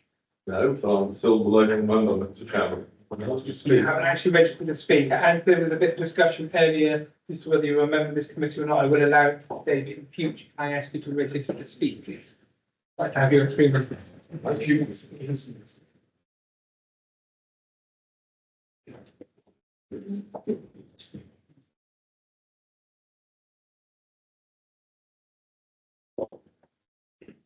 Mr. Chairman, members of the committee, I wish to address 2 subjects. Sarah said in her presentation that Wessex Water had not complained about this application. Wessex Water are not allowed to complain. They have to say yes. And I have talked to the director. We've had this problem in area south in Charlton Adam in the past. In 2006, raw sewage started coming up in Church Road. It is still coming up in Church Road 18 years later. The situation is that the Sparkford sewage farm will not be upgraded. It is less than 2,000 people. In fact, it's 1860. it has released sewage on 72 occasions between the 1st of January 2024 and the 30th of April 2024. That is in 102 days. So over 50% of the time it is releasing raw sewage into the River Cam. Wessex Water requires a new connection to the sewage farm as both Hazel Grove School and Haynes Motor Museum are pumped into the sewage system at night. So there is no spare capacity in this sewage system at all. The wastewater treatment plant at Spofford can't cope with the existing quantity entering the sewage farm. To separate wastewater, the development site is next to the railway line. The culvert under the line leads to a ditch running down to the Cam. This ditch is blocked. The local Lead Flooding Authority admits that they do not have the resources to police, investigate or look after this clean water system. To quote from an email that has come from the local authority lead officer, Neil Ogilvie. The presentation would appear to reference some maintenance concerns which fall within the LLFA function. Unfortunately, our team are not resourced to meet that statutory requirement and are unable to undertake enforcement where necessary. We encourage councillors to consider this and our benchmarking exercise when we next have the opportunity to input organisational delivery. That is telling you that they cannot police the existing problem. I wish to add one other thing. We do not have an unemployment problem in Castle Carey. We have the biggest employer is the Newt at 650 people. We have the pet food factory at 250 and Centaur Services at 440. We have 3 industrial sites between Castle Carey and Sparkford, including Haynes Motor Museum and their site next door, which has got planning coming on it to this committee later on. Thank you very much. Thank you, Councillor Holmes. I just ask you to microphone. Thank you. Sarah, do you have anything which you will clarify or answer from the question? Just to say, I understand the depth of feeling around the Wessex water issue and I've read all the comments. But essentially, if we have no objection from the statutory consultees, in this case, the Leeds Local Flood Authority and Wessex Water, it is very difficult for officers or the council as a whole to evidence a reason for refusal based on those grounds. So I have the report in my report on the application I do have conditions requiring details of the foul water system and the sustainable urban drainage system and the maintenance of the sustainable urban drainage system on the planning application as recommended conditions. So essentially, that's the way we can control it through the planning system. The other thing I would say about the employment issue, I think since the South Somerset local plan has been adopted, there's been a number of different iterations of the MPPF, and that the MPPF does put a strong emphasis on growth and employment use. So I think there's a little bit of a judgment call between what the SS2 says and whether that actually corresponds correctly with what the MPPF says, which puts a big and significant weight onto the creation of employment and the creation of jobs, the opportunity for jobs and growth. So I think those are the only 2 things I would point out from the discussions. Certainly, in terms of highways, I did not have an objection from the Highway Authority on this application, subject to the travel plan and also the conditions. And we've also got, in terms of noise, we've also got a condition requested by the Environmental Health Officer for a noise scheme to be submitted prior to, because remember, this is the reserve So if this is approved, we'll have a reserve matter scheme dealing with the detail and the layout, and as such time you expect that information to come in before the reserve matters or at the time the reserve matters are submitted. So that's all. I think I'm going to pick up from there. Thank you. Thank you, councillor Osborne. Thank you, Chairman. I noticed looking at the relevant planning history, and if you could put the broader site map up, please, that there are two undetermined planning applications very close to this site. So 2202-0024 outline, and that is for the existing demolition of structures and the development of 3 drive-through units, associated parking, servicing, landscaping and infrastructure. And that will certainly put strain on the sewage works as well, and also add to the traffic. Just remind you we're in question.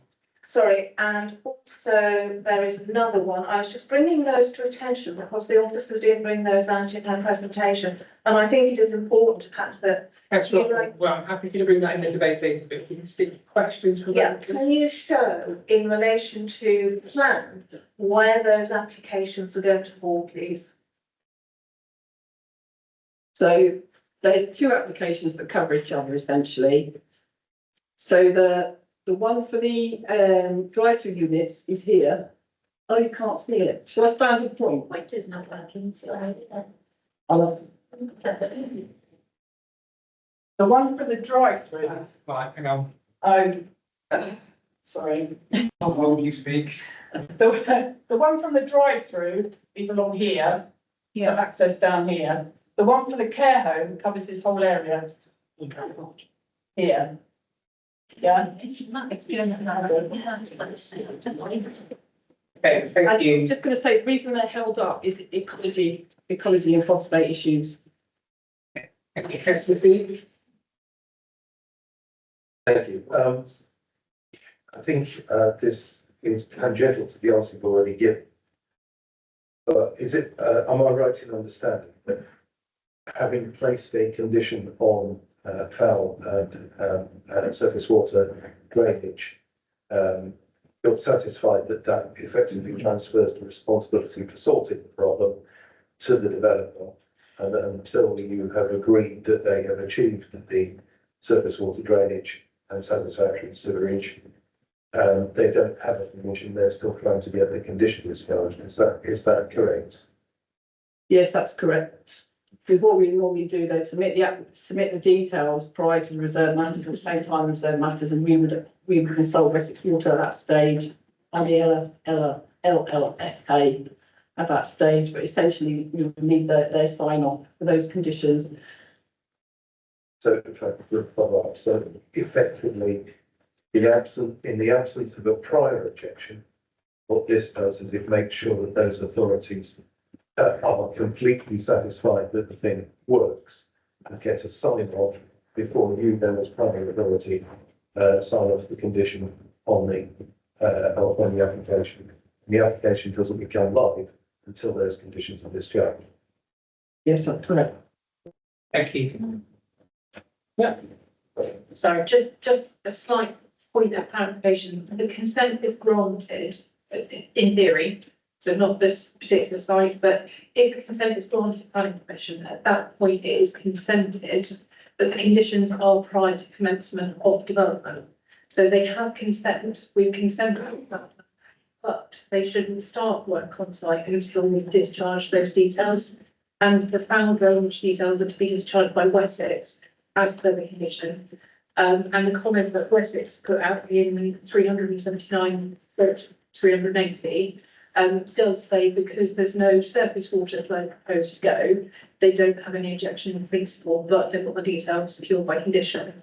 And similarly, the LFA, their condition is prior to commencement again. So both of them have control before development starts.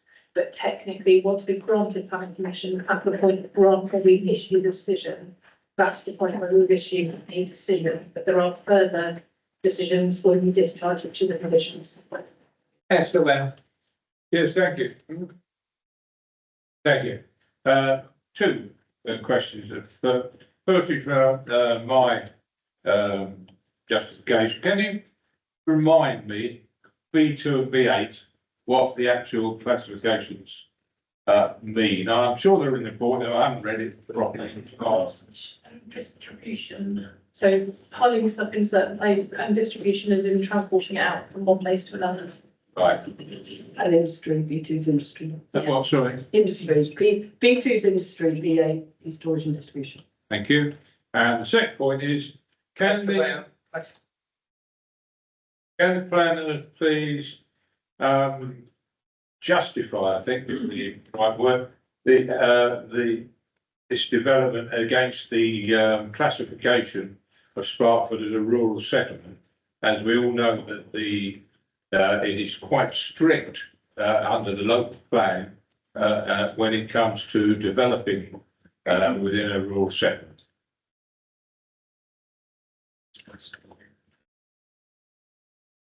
We're taking things off with the speakers. I think where you've had sort of quite a number of discussions that I've seen at committee in terms of the restriction of the rural settlement because it's quite rural in its nature. Predominantly those discussions have been housing orientated rather than business orientated. In terms of business orientated, there is a section in the report in terms of the principle of development which starts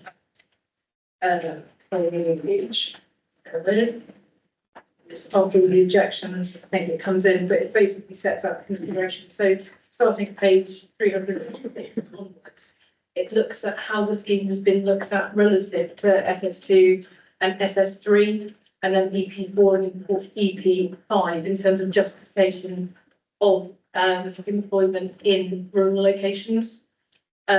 I guess the question for members is whether they are satisfied that there's a requirement for further industrial units, given that the units that have been consented in the area have been fully developed, and the market is still requesting further sites, and that the NPPF generally is in principle for supporting appropriate rural economy. But ultimately, with employment and business uses, the market does dictate what comes forward. And the local plan being where it is, we are currently going through a review with one new local plan for Somerset to have a bit more of a strategic approach in terms of reinforcing the appropriate hierarchies for a lot of the towns and villages. So it will be a judgment for members in terms of the location versus the benefits of the employment being provided economic wise and then potential impacts. In terms of, just from earlier speakers, a couple of concerns were about noise and timing and impact on neighbours. If you have a look at all the conditions that are imposed, there are a number for noise measures. There's also one restricting time.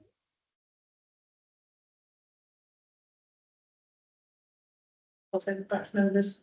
Yes, well. Yes, thank you. Yeah, I don't think that really answers my point, because my reading of rural settlements under our local plan is quite restrictive, and it doesn't actually go into employment. It goes into the needs of the community and the wants of that community, and actually, not doesn't say negotiating with that community, but that's what it boils down to. And that doesn't seem to apply to me with this report, and I just wondered if that how, and I think it's been explained how the planners feel that the report gets around that. Thank you. If you want to buy me some time, I'm just trying to look up the SS2 and SS3. I'll go to councillor Page and then councillor Osborne. Thank you. This is a question for the planning officer. When you're looking at the big picture in terms of Sparkford and this particular application, do you have due regard for the fact that within Sparkford there are already existing empty, redundant buildings that could be used? For example, the old Hayes Publishing Museum, a number of empty buildings and car parking area, and then also the Cadbury Business Park, there are sort of unused units. Do you take that into consideration and just say maybe there's already capacity there, do we need to add more industrial building to what, as councillor Whaler said, is essentially a rural settlement? And this is spoiling the character, the environment for local people. Is that something you take into account? I think what we have to assess is whether there's a need, and that's that when the policy team commented on the application and the economic officer, that's what they requested. There's a need, and the fact that the applicant has put this application in on the basis that he's got clients requesting further space in the local area suggests to us as a planning authority, as officers, that there is a need. We have to assess the application as it stands. And as I said before, and I've detailed in the report, we have to give significant weight to the MPPF, which the local plan predates by some considerable years, but significant weight, I think, should be placed on the need to support economic growth and productivity and taking into account both local business needs and wider opportunities for development. Follow up. I mean, to quote Mandy Rice Davis, he would say that, wouldn't he? Because he's going to profit from selling these units or renting them out. Questions, please. Okay. So again, going back, and I'm interested in this because I'm a newly elected councillor. I would hope that you would look at the total picture and the environment and the landscape and not just approve things simply because somebody wants to do it. Just because people want to do something doesn't mean it's the right thing to agree to. You do look at the big picture. Sorry, I'm kind of sidetracking to Vice Sarah every time she walks in. But in terms of the SS3, which is delivering new employment land, so if you're looking at the local plan, you look at it in its entirety. So SS3 is delivering employment land. This site is for employment land. So this one is particularly relevant in terms of delivering this site. In terms of rural settlements, say jobs target for rural settlements will be achieved through sustainable development, likely to be small scale, which supports a prosperous rural economy and accords with local plans SS2, EP4 and EP5 of the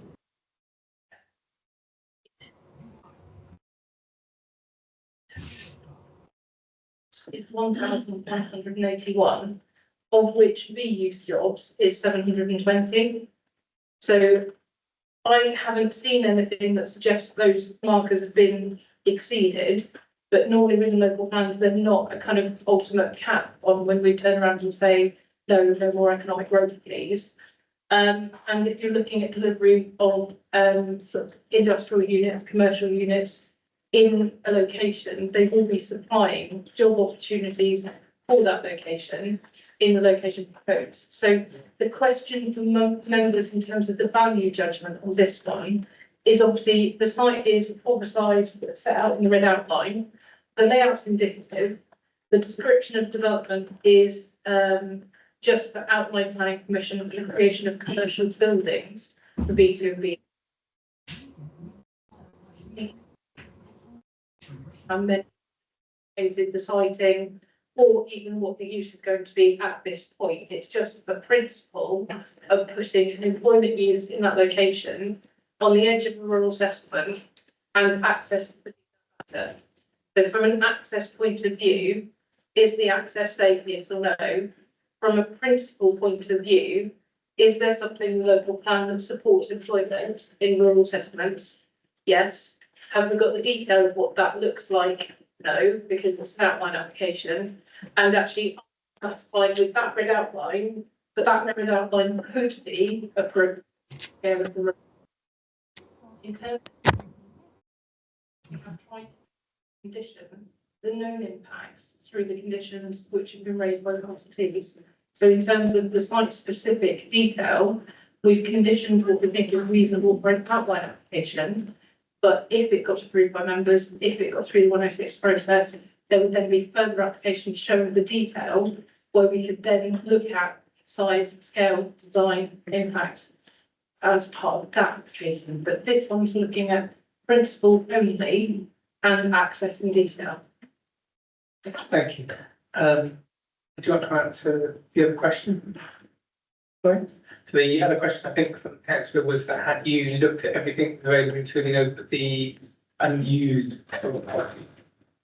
Well, the policy team did not raise an objection, so they have all the information on employment use. They were consulted on the application, and so were the economic development team, and neither of those teams raised an objection. Thank you. Councillor Osborne.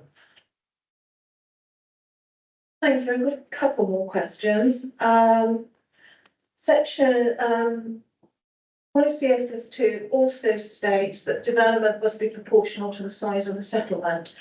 And I would question whether this particular application is proportional to the size of Sparkford, which is still quite a small rural settlement, and also rural settlements fall into the definition of open countryside, which according to the NPPF do carry certain protections. You can't just build anywhere. That's one of my questions. The other one is relating to root protection zones, and I think some people have raised the issue of the trees, the TPO trees, being very close to the entrance of that site. Has any work been done to ensure that the tree protection zones are going to indeed be protected?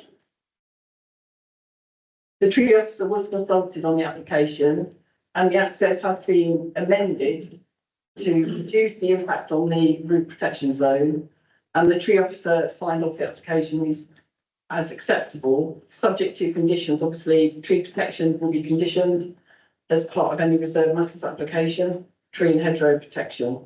So, since the tree officer was happy with the impact on the root protection zone, I felt that was acceptable for the impact on the trees. Okay, and I've got a final one, and that's relating to, there's an awful lot of concern very clearly from the local member about the issues of foul water and sewage, and that Wessex Water are not planning to upgrade the local treatment works to deal with any extra capacity, and like it or not, there will be extra capacity generated from this. We're also told that the LLFA doesn't have the resources at the moment to enforce. So exactly who is going to enforce and who is going to make sure that whatever scheme is put forward is actually delivered and is enforced? Because we know that planning is struggling to enforce. And if the LFA, which is the specialist for this sort of thing, is struggling, then who is actually minding the shop? Who is doing the enforcement, providing the scrutiny and the oversight? I'll come in on this one.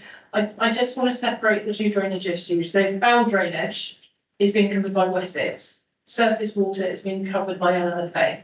So in terms of foul drainage first, on page 379 and 380, effectively it says foul sewage connection can be agreed to the existing 150 millimetre foul sewer crossing through the site.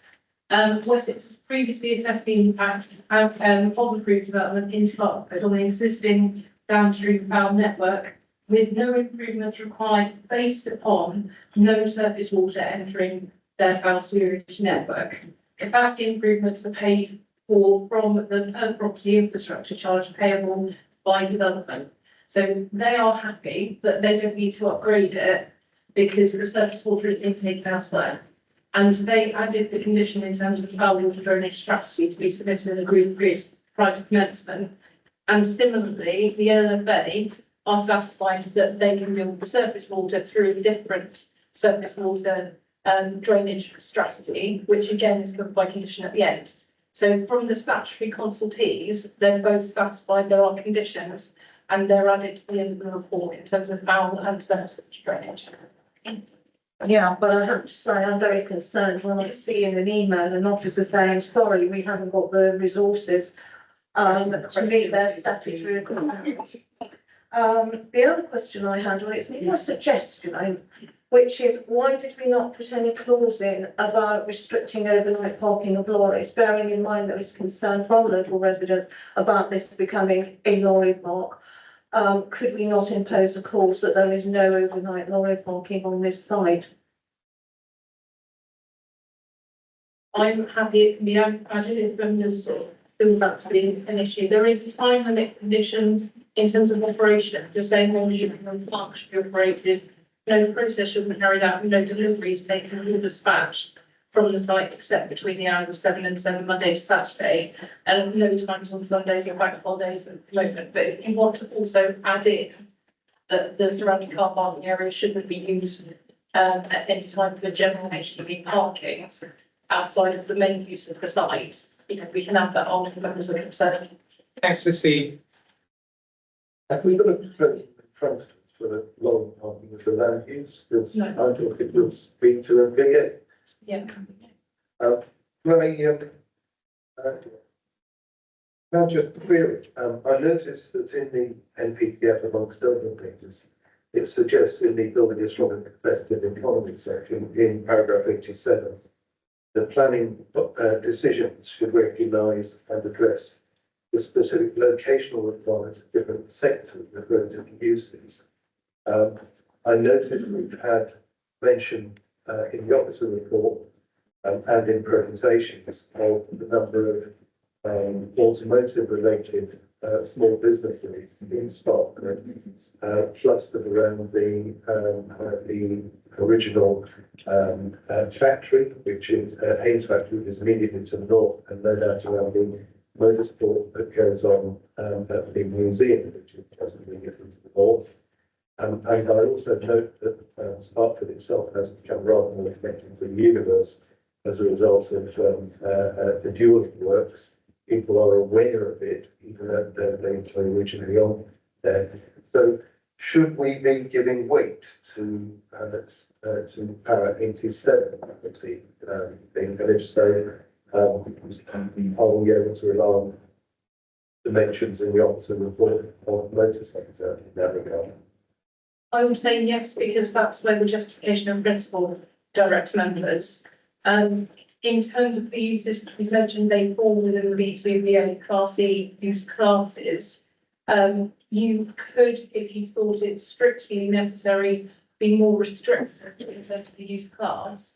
My word of warning with that is that I've known other sites where we've done that, and you end up seeing lots and lots of variations and conditions for businesses that you would have accepted that are related to that field, but don't technically comply with that use class. So the reason it's been put forward for B2BA Class E is that the nature of the uses we're discussing all fall within that bracket. So we don't think it's necessary to be more restrictive, but it is an option for members. Thank you. I'm going to move us into the debate. One would like to kick us off. Councillor C. Yes, thank you, Tom, on that last point. I look at this site and I see that part of Sparkford. I don't see it always of the same character. There is a very nice village in Sparkford, and there are several dwellings along the old main road. But actually, if you look at what we've got now, is we've got a national highway, a main road and a railway, and we've got an awful lot of industrial development. It almost exceeds the housing in certain areas, and that is separate from the remainder of the village. And I'm quite happy that I can sustain an argument that it would be inappropriate to put this to the east of the railway line, or to the south of the railway line, Champions the railway line. But actually here it sort of fits in with the rest of the structure of the village. Immediately north you've got the land that used to be associated with the Haynes Works, which is a very successful area of business. You've got across the road a new small business units thing that's already shown a direction, and it is associated with that cluster of businesses. And it seems to me on the face of it, we've got an economic base to put some small business units, specifically in Scotland, so the cluster of different, and the sort of mutual support of similar business. And I think that is rather different. It is a little bit like if somebody asked me to put a helicopter gearbox workshop over the road here, you would understand why it was happening even, it just makes some sense to me. I am struggling to see harms arising out of the things that people have mentioned. That road was a massively busy road. It may have temporarily been quiet recently, it is now getting busy again. And you're quite right, if you're going east from this estate, you will go through the main road. But we're not talking about the sort of B8 businesses are van businesses, they're not architect businesses, they're not distributing from, essentially could be distributing. They'd be the world's smallest one on this side. You've got to bear in mind up the road, there are much bigger distribution centres, there are bigger ones in Europe. So why would it be a lorry park? It's people doing units like ones which we have definitely not of this. I'm struggling to see a policy objection here. And as such, I feel it would be difficult to say no. So I'm not totally convinced, but I'm leaning to that. Thank you, Councillor. Thank you. In terms of policy objection, I suppose one that comes to my mind is we're supposed to be using brownfield sites for development, both for housing and for commercial purposes. And I go back to the point, which I make very strongly, that in Sparkford, you have the old Hayes Publishing Museum, and around that, into the north of that, there are a lot of brownfield sites which could be used for small industrial units. Plus, you've got the Cadbury Business Park, which has empty units. So there's actually a surplus of units there already. And if anybody wants more specialised units being built, again, there are brownfield sites that could be used, which presumably also have some of the infrastructure in terms of utilities, which might help the process. So I can't see why this extra development is needed. Thank you. Thank you, Councillor. Yeah, going on from that very same point, I mean, if looking at the local plan, it actually, on rural settlements, it said that the housing and employment be located where it enhances, maintains the vitality of the rural community. Now, we've heard already that both from the officer actually in the report and from the objectors and from Councillor Pages there are sites available for development. And so how is this going to enhance or maintain the vitality of this rural settlement? And I don't think it does. I think they haven't looked at the whole picture of it. What it seems to me is that nice near the new junction of the main road, where all the lorries are going to roll up down and deliver the goods to wherever. Here we are, as a site right close to the new junction, so it's an ideal site. And I see it is an ideal site, perfect for that sort of business, but it is within a rural settlement, and it's quite specific in the local plan here about they were rural settlement considers locations where with presumption against development unless key sustainable criteria can be met. And it goes on with these settlements will no longer have identified development areas, we know that, and will be considered to be within the open countryside for planning purposes. Right. Well, we then said this approach does not preclude development. Indeed, the NPPF promotes sustainable development in rural areas where housing and employment to be located where, as I repeat, it enhances or maintains the vitality of the rural community, full stop. And that's the decision we've got to make today, frankly, is does that last sentence, does this enhance or maintain the vitality of this rural community? We should be looking at opportunities for businesses. Because Councillor is online to mute. We should be looking at the needs and vitality of the local community. And I don't think this application does that, especially when we hear about the empty units, which could be explored. So, thank you. Thank you, councillor. I'm going to go to councillor Osborne and then bring Dawn. Thank you, Chairman, and normally I'd be very, very careful, I still would be, about putting a development, particularly of size, into a rural settlement spot that is. But when you look at the aerial view on the map, it actually sits quite neatly into that space, so it isn't going to be that visible. You're coming in off the main road and you are then coming in off the 303. And I think that will be a material consideration, is ease of access, because one of the problems with a lot of businesses is the amount of heavier traffic that's generated, whether it's 7.5 ton vans, large vans, or whether it's lorries. And this is aiming at looking at the size of it, aiming more at smaller units, as you say, the size of a detached house. So the vehicles coming out are going to be more like the sort of delivery lorries that you see scooting around on the road. Will it enhance the vitality? Quite possibly. It could bring something for jobs within walking distance, because there is quite a bit of property around there.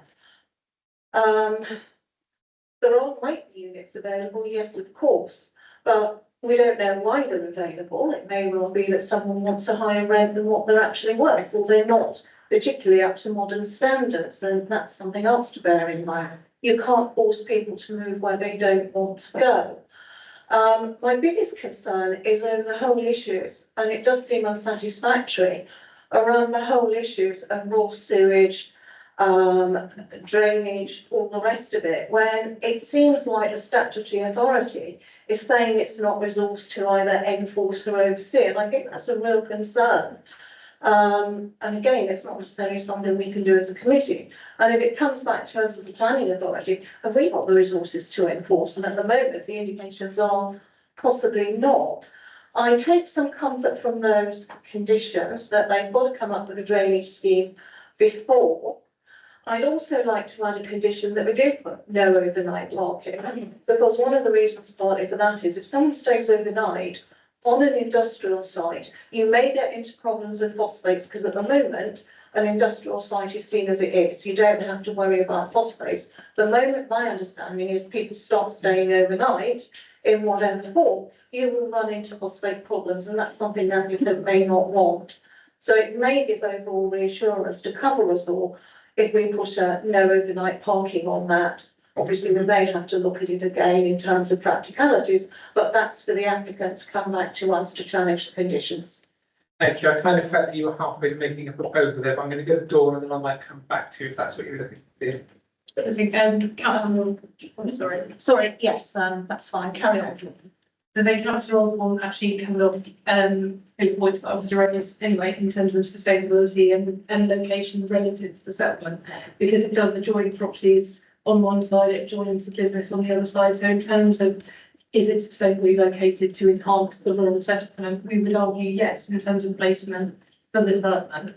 And given it's an outline application at the moment, there is scope for it to be whatever the next application looks in. So from an officer perspective, we would fully support that position.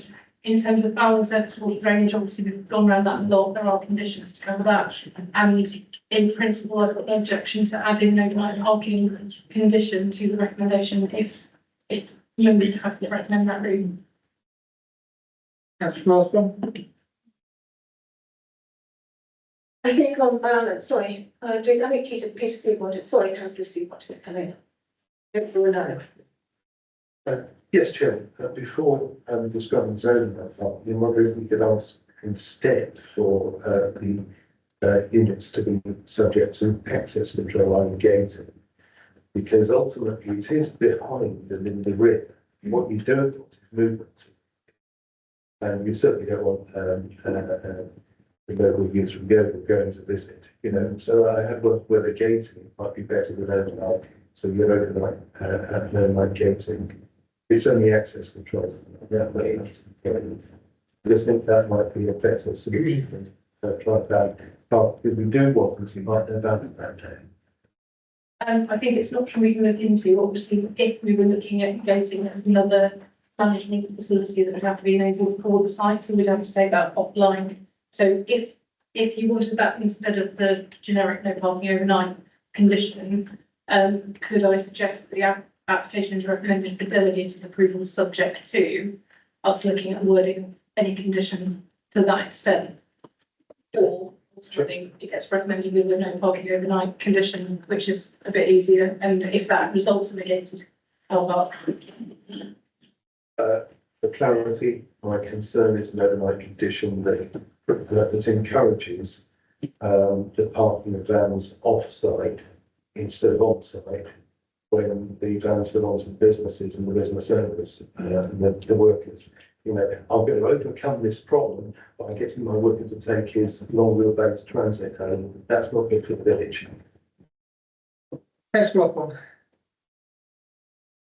Yes, I see your point on that one. And I think we've all seen sort of very long wheelbase vans parked all over the place, and it can cause tension in neighbourhoods, particularly things as you say like parking. So it may be easier to go with that option that you shut the gate at 7 o'clock and if you get stuck in there, too bad.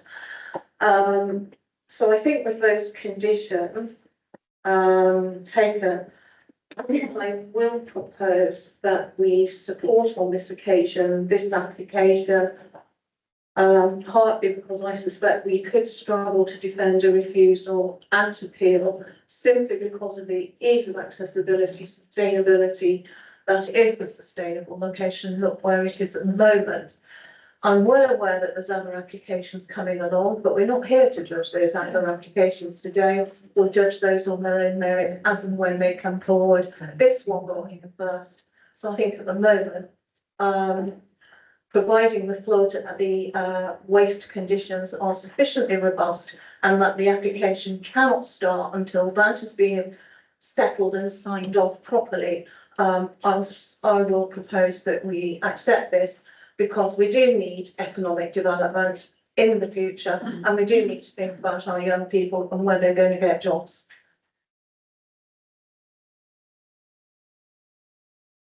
Yeah, I'm happy to second the proposal to accept the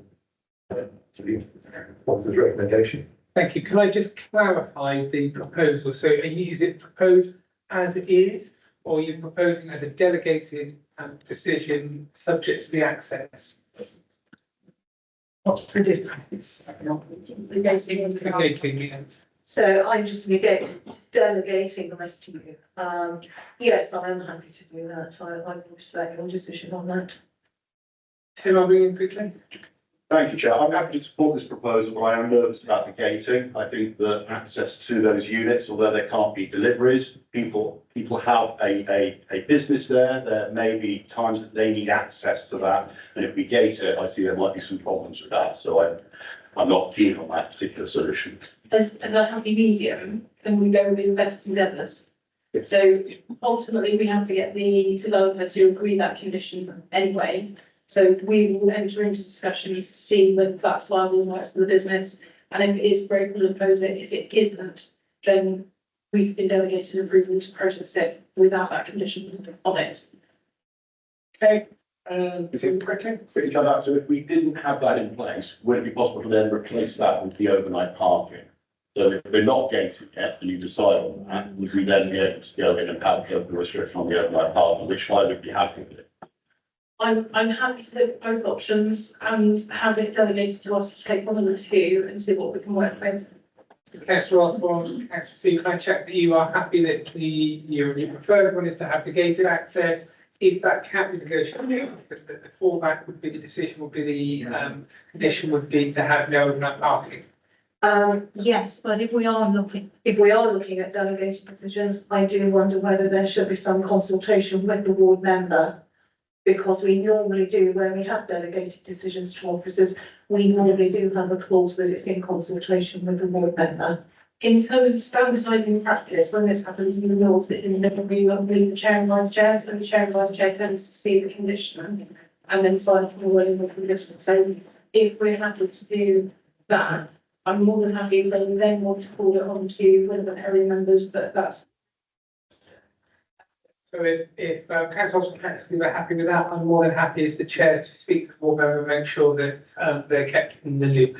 So with that in mind and that proposal, are you both happy with that? Yeah, can I just add that in areas some, it has to be custom and practice for the board member, and if it's going to change and be made universal, I think that has got to go through a separate process. So that's the standardised practice, so that's the option you have is your proposal, there are two options for it to be delegated and Dawn will come back to a second, Peter, and then I will speak to the board member, but that is how it should be done. Are you happy with that decision? I'm content with that decision, but I think I may challenge a later date how it's been, the other bit of it, which isn't relevant to the. Okay, thank you, Peter. Yes. Thank you. Okay, so we have a proposal on the table. I have a show of hands, all those in favour of the proposal. Can we have a careful hands, please, Steph? Okay, those against? Two, any abstentions? Okay, so that proposal is carried. Thank you very much. We move on to, no, we're not having a break, Peter. I am, so. Yeah, it's in terms of the protocol, it's limited to 4 hours, but not you start the application within the 4 hours, you're allowed to complete it. So my next question before everyone jumped into me was, I would really like to go through the next application. I know it will take us over time. I would like you to bear in mind, if we defer this application to next month, you already have an all-day planning plan. I'm really keen if members are happy for us to push on and give that application, especially as. Yeah. Hang on, can I, excuse me, we have one person speaking at a time, I don't care. Therefore, I'm asking members if they will be happy to continue to sit, especially as members who have come to this application after now Saturday also as well as us. Are members happy for us to continue in this application? Yeah. Just to say I can have another meeting I need to get to this evening, so my time is limited. I'm around 30-40 minutes for activity. Thank you, we will, that majority happy, we will push on. You happy with that, John? Thank you very much. So we move on to the final application, which is the land at Head Street, in Yeovil. And I will pass you on to Colin for the presentation. Thanks, Chair. Just 2 seconds, just getting the resolution. Yeah. This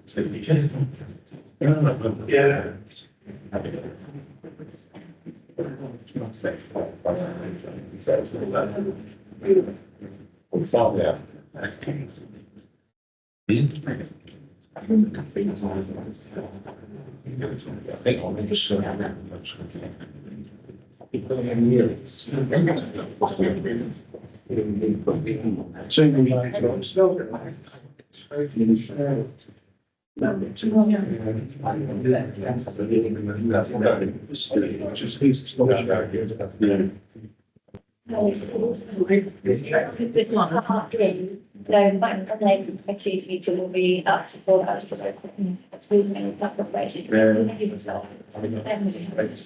Definitely to give us 4 hours. For that consideration of any item under discussion, as long as it starts there, it's included in a orderly fashion. You put it to the committee if they want. Yeah. If they agree. If we started it before, it's been agreed. Right, not debating this any further. That's very good. Yeah.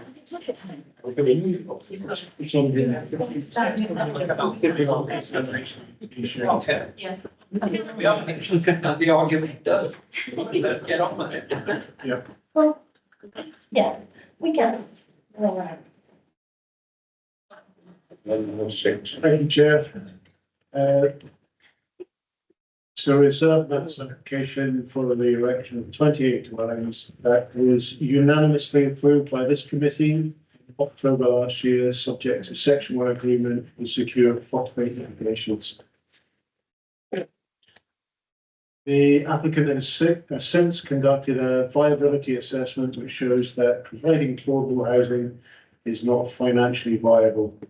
Therefore, the application is returned to the committee for its resolution on whether to approve the scheme minus the affordable housing provision. As background, the outline application was allowed at appeal, which approved the layout and the access. The affordable housing and open space contributions were secured at that time through a Section 106 agreement. As per the previous committee's resolution, the application seeks to discharge the outline condition regarding biodiversity enhancements. Previous resolution by the committee is a material consideration, but does not bind the committee in reaching the same decision.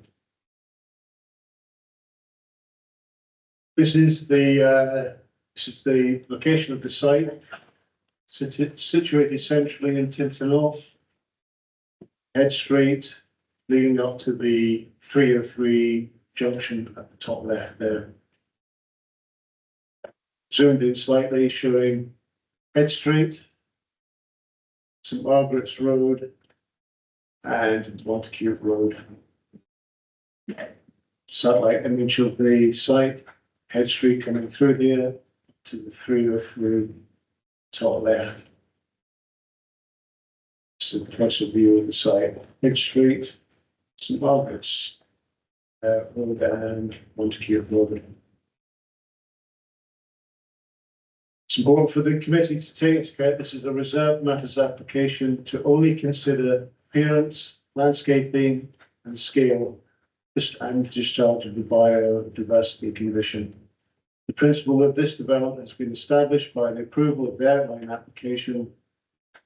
The planning inspector approved the layout and access as shown in this drawings. Key considerations for the committee to take into account appearance, landscaping and scale, and the removal of the affordable housing contribution. For clarification, appearance refers to the visual elements that determine how a building is perceived, includes aspects like external design of the development, its architecture and materials. Landscaping encompasses activities such as creating screening, fences, walls, planting trees, edges, shrubs, forming banks or terraces, including water features and other amenity features. And the scale relates to the size of each building within the development in terms of its height, width, and length, considering how it fits into its environment. These are the three elements that the committee are limited to in its consideration of this reserved matters application, along with the removal of the affordable housing contribution. Of note is the applicant's phosphate mitigation scheme that has been approved by the local authorities, ecologists, and endorsed by Natural England, which will be secured by way of a Section 106 agreement. For information, this is a package treatment plant which incorporates chemical dosing to provide significantly enhanced phosphorus removal and will be adopted and managed by Albion Water. The remaining phosphorus will be dealt using filter beds. Council's ecologist is content with the biodiversity enhancements proposed and to be secured by conditions. In terms of consultee responses, the Parish Council will maintain its objection to the reserved matters application, which is copied in full in the office report before you, although the statutory consultees have responded positively. There have been 12 objections, 1 neutral comment and 1 supporter, which has been summarised in the report and available in full on the Council's planning portal. This is the approved layout.